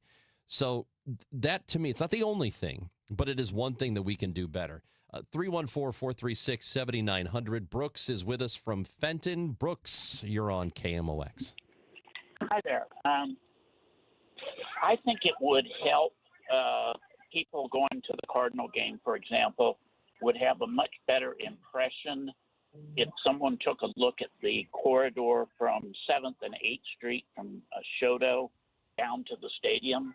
There's a lot of parking west of the stadium that people take advantage of. And if you walk that corridor, you see broken sidewalks. You've, of course, got the railroad overpasses. Oh, you're talking south of the ballpark. It looks terrible. And if they could just clean that up, and probably the Cardinals could do some of that too. I don't know, but that needs to be cleaned up and would have a much better impression for people walking to the stadium from west of the stadium. Yeah, I think what Brooks is talking about, it's not just, it's west and south a little bit. I was picturing south in my head. Yeah, because there are those parking lots and then the railroad track goes by, and it is pretty much just south of the highway. And then all the way west to Enterprise, it is pretty much just parking lots. And you know what's interesting? For the most part. I don't have the data, but there is a psychological impact of like walking under highways and overpasses. Yeah. It is more difficult for people. It's not as welcoming, which of course makes sense. But to Brooks' point, to your point with the parking lots, could we do something that would make that area look Greenway-esque? Because I'm telling you, that mile stretch of Greenway on Market, and I get it's Market, that's the gem, that's the main thoroughfare through the city. But running by Energizer Park, they completely redid an actual pedestrian-friendly greenway down Market. Market was already pretty, but knowing that all that effort was put into making it pedestrian-friendly, it is a delight to walk in that area. I wonder if you could do something like that around the ballpark. Well, I'm sure the Cardinals like the fact there is so much parking immediately around the stadium. It's good for them, but I wonder what the trade-off is between giving up some of those parking lots where people can easily park their car and walk across the street and go to a game, and then maybe those becoming some sort of development. I wasn't even thinking getting rid of the lots. I was just thinking making an intentional pedestrian-friendly walkway. I mean, it really is kind of beautification, but you're widening the sidewalks. You're adding more streetlights. You're adding greenery, right? Like green space. Could you do that around the parking lots? Well, yeah, but I think that, unless I'm wrong, I think that's kind of what Brooks is talking about, that it's just, I don't know how many dead center downtown areas in the country there are where it's just a huge, massive parking lot. And yes, okay, I got it. I don't think that's very common. I mean, there used to be, I think about downtown Chicago and River North, and there used to be a lot of parking lots, and now they have all been replaced by buildings of some kind with parking in them. So maybe the Cardinals would not want that because it would feel harder to drive downtown and park. And people right now are used to the convenience. It's very easy to drive to downtown St. Louis, get a parking space for a ball game. It's pretty easy. You got to walk a little bit, but that's every stadium. There's no stadium in the world where you don't have to walk to it at least a distance, unless you just have the best seats in the house. But that's, to me, I think maybe they would not really want that, and I don't really know. It's interesting because it's not a conversation I've had with anybody there. Would they want those parking lots to be replaced with development with parking underneath? So you're in a garage instead of in a lot. A lot is easy to get in and out of. A garage is not. So maybe there's I don't know if we want to do that and make it even tougher to come down here. So maybe they would push back against it. But I know what he's talking about because there is, I live in Soulard, and I have to bypass all of that to get to the stadium, and it's ugly. Yeah. It's not a pretty part of town. And maybe if they could make that prettier somehow, would that help the situation? Possibly. But here's the other thing. The Gateway South development, which is just south of the Gateway Park, the Arch Park, right across the highway. There's all those vacant buildings that they're supposed to redevelop and turn it into, residential, business, nightlife, hopefully. If that ever gets done, and it's something like a $1.2 billion project, and I think we talked about it back in February. There was the fire. There was the fire, but there was some movement in that direction of pushing the development forward. If they get that done, that would be huge for the city. That would be huge for the riverfront. And we did have a 314 say, I haven't been downtown in a few years, can't afford to go to a ball game or hockey. I will say this, I don't know your personal situation, but hockey I get. Hockey is expensive. But a ball game is about, I think, might be the most affordable paid experience available in St. Louis. Last year, I know they weren't proud of it, but you could get tickets for $2 on StubHubs to the ball game. And also, with a ball game, you can bring your own water, your own food into Busch Stadium. It's not like, but once I get there, I have to buy, a hot dog and a soda. You don't. In fact, you can bring plastic bottles up to 2 liters. Just, no glass, no cans or alcohol, but you can fill your plastic bottles with water. Bring whatever you want to bring. Bring your own hot dog. Bring a peanut butter and jelly sandwich. And I will say that bang for your buck, a baseball game might be the most affordable paid experience in the St. Louis area because movies are expensive, and the only other experience that would be more affordable would be the free zoo or the free art museum, right? And baseball games are fun, even when the team isn't particularly good. And right now they're playing well. They come home Friday to play the Dodgers, so they've got probably the best team in the National League coming to town, and you can get tickets for $25. I know it's not $5, but $25 is really not that bad to see a ball game. You're going to sit upstairs. Well, $29 is the all you can eat. Well, yes, $29 is the ticket and all you can eat. They start at $29. To be fair, those I think they go pretty quickly, and they start at $29 and they go from there. But yeah, if you can catch one of those $29 tickets, and then you get the unlimited hot dogs and soda and nachos, that's an awesome deal. This is not very nice, but when we're just talking about how you can figure out how to get a baseball ticket. Remember last year the memes were going around like, hey, terrible news, I had 2 Cardinals tickets in my car, someone smashed the window and left 4 more. No, so that's not nice. Very nice. Come on, man. But it's there's so many games. And this team, as you mentioned, this team's fun. This team, a lot of people are going to. But even day of, sometimes you can just find a deal. Yeah, I would always check the box office. Check Cardinals.com first. See if you can find a cheap ticket. If you can't, then, you could try a secondary market ticket if you want to go that direction. But, I know that it is not affordable for everybody. And like Amy said, some situations are harder to pull that off than others, but baseball's not going to be free. It isn't. You're not going to get to see professional sports for free pretty much anywhere. And it's really difficult to even get a $5 ticket. Some nights that is possible. Some nights you can get that from Cardinals.com. Just check out the tickets and see what they've got for you. That's Amy Marks Kors. I'm Chris Ranji. Continue to check in with us at 314-436-7900 or voice messages on the Odyssey app. The Gas House Gang is coming up at 12. Bernie Miklasz, Tom Ackerman, Chris Ranji talking Cardinals baseball. Another win last night in Pittsburgh. We'll discuss that and more on KMOX. If you need a garage door, this could be your lucky day. Entries are open now for the $5,000 sweepstakes at Overhead Door Company of St. Louis. A winner will be chosen at random to receive $5,000 towards new garage doors, openers, or front entry doors of your choice. Deadline to enter is the end of the month to win the $5,000 sweepstakes with Overhead Door Company of St. Louis. Enter now at overheaddoorstlouis.com. You can't win if you don't enter at overheaddoorstlouis.com. right now, you can bet the Kentucky Derby on FanDuel. That's the place you've been going to bet on all your other favorite sports as well. And right now, all customers can get a Derby bet reset. What's that mean? Well, it means you're going to get a racing bonus back if your bet does not win. The app is super easy to use, as I've been telling you for months now. And you don't really have to be a horse racing expert to get in on the Derby Day action.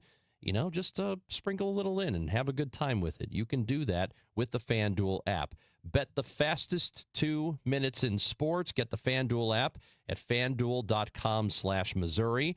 Kentucky Derby and Kentucky Oaks are registered trademarks of Churchill Downs Incorporated. Must be 21 or over and present in Missouri. Verified FD racing account required.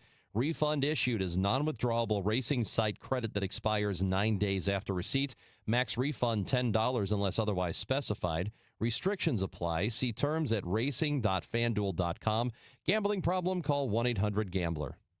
Siteman Cancer Center Spotlight, and we are discussing esophageal cancer with Dr. Raymond Jin. We're starting a program here in the upper GI space called PREVENT. That's the acronym, and it's really aimed at trying to detect these cancers early and even to kind of, reverse them and understand kind of the science behind why they form. Siteman Cancer Center, national leaders in cancer. For more information, visit siteman.washu.edu. At Audion Hearing, our mission is simple: to make better hearing affordable for everyone. We're proud to offer high-quality, rechargeable hearing aids starting at just $98. Clear, comfortable, and ready to use right out of the box. And here's a study worth hearing. Research shows that wearing hearing aids can reduce your risk of dementia by up to 61%. Join over 1 million happy customers and hear the difference today by going to audionhearing.com. That's AUDIEN hearing.com.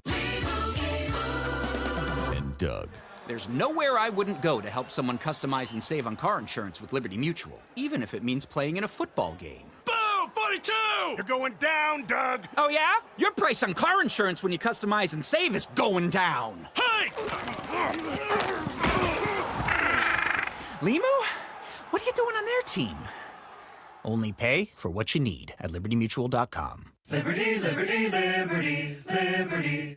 Don't miss Mosby Building Arts Home Improvement Shows Saturdays from 11 a.m. to 1 p.m. on KMOX. One of the last call-in shows where you can get live answers to your remodeling, design, and construction questions. Tune in Saturdays at 11 a.m. Let's talk about Air Medical memberships. In an emergency, you don't choose who transports you. Dispatch sends the closest, most appropriate aircraft. Here's what matters: speed, skill, advanced care. Like critical care crews trained for the toughest moments. Like onboard blood that can make the difference between life and death. Arch Air Medical Service delivers life-saving air medical care across Effingham and surrounding communities. When you call for help, we bring hospital-level care to you. Plus, we're part of Air Methods, the nation's largest air medical provider. And about the cost, the No Surprises Act protects patients with private health insurance from unexpected out-of-network air ambulance bills. You're only responsible for your in-network copay, coinsurance, or deductible. Medicare and Medicaid patients have similar protections. No surprise bills, no balance billing, no membership required. Because when it's your life on the line, what matters isn't membership, it's medicine. Learn more at airmethods.com. Copays, coinsurance, and deductibles are set by insurance providers, not Air Methods. Terms and costs may vary. Contact your insurer for details.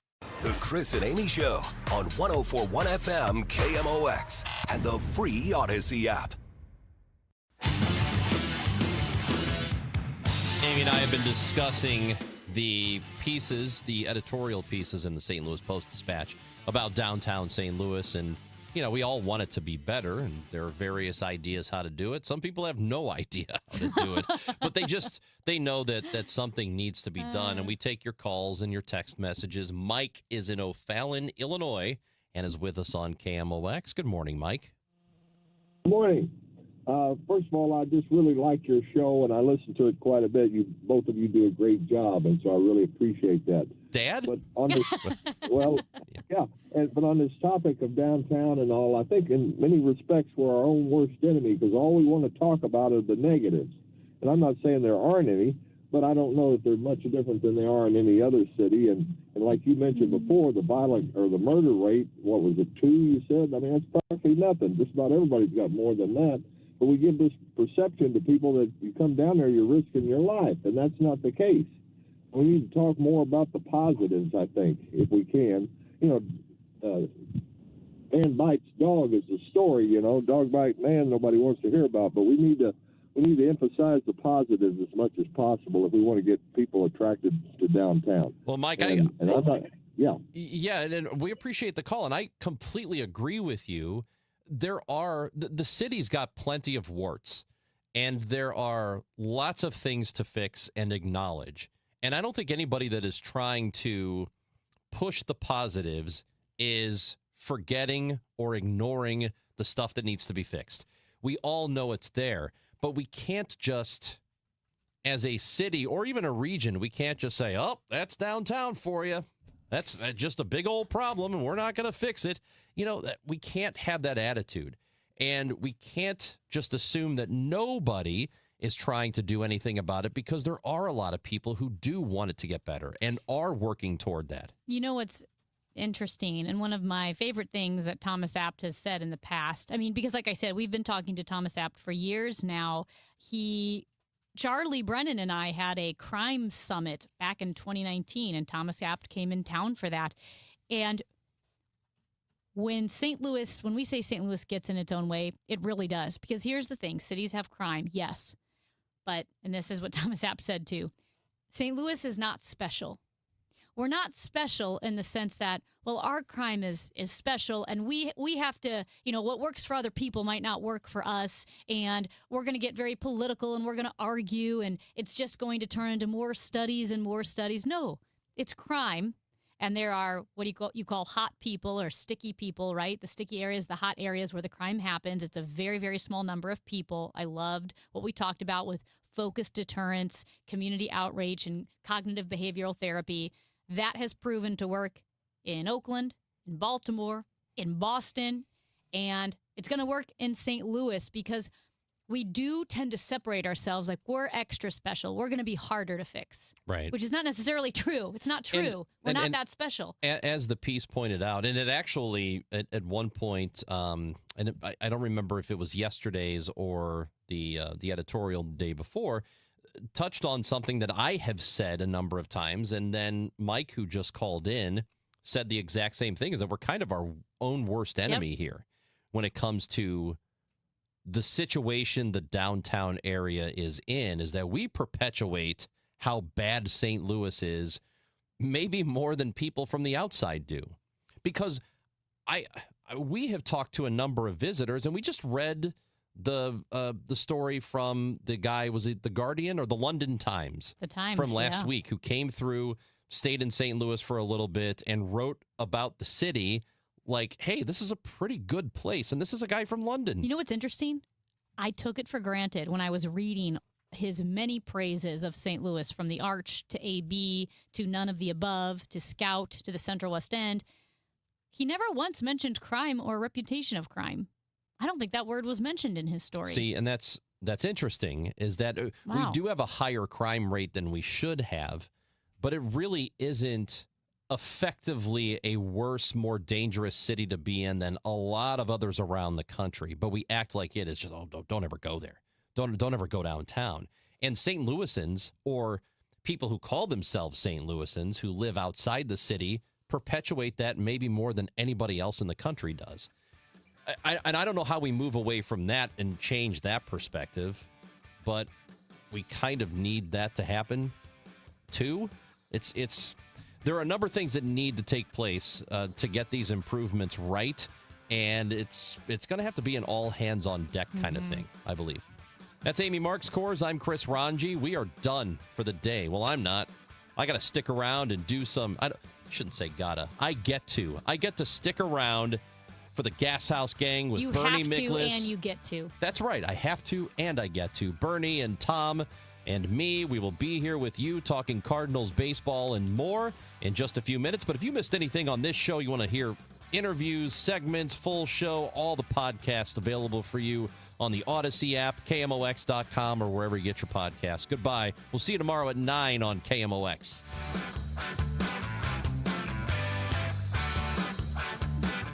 Wait, do you wash your vegetables? I don't really eat vegetables. Time now for today's Spotlight on Money, sponsored by University of Maryland Global Campus.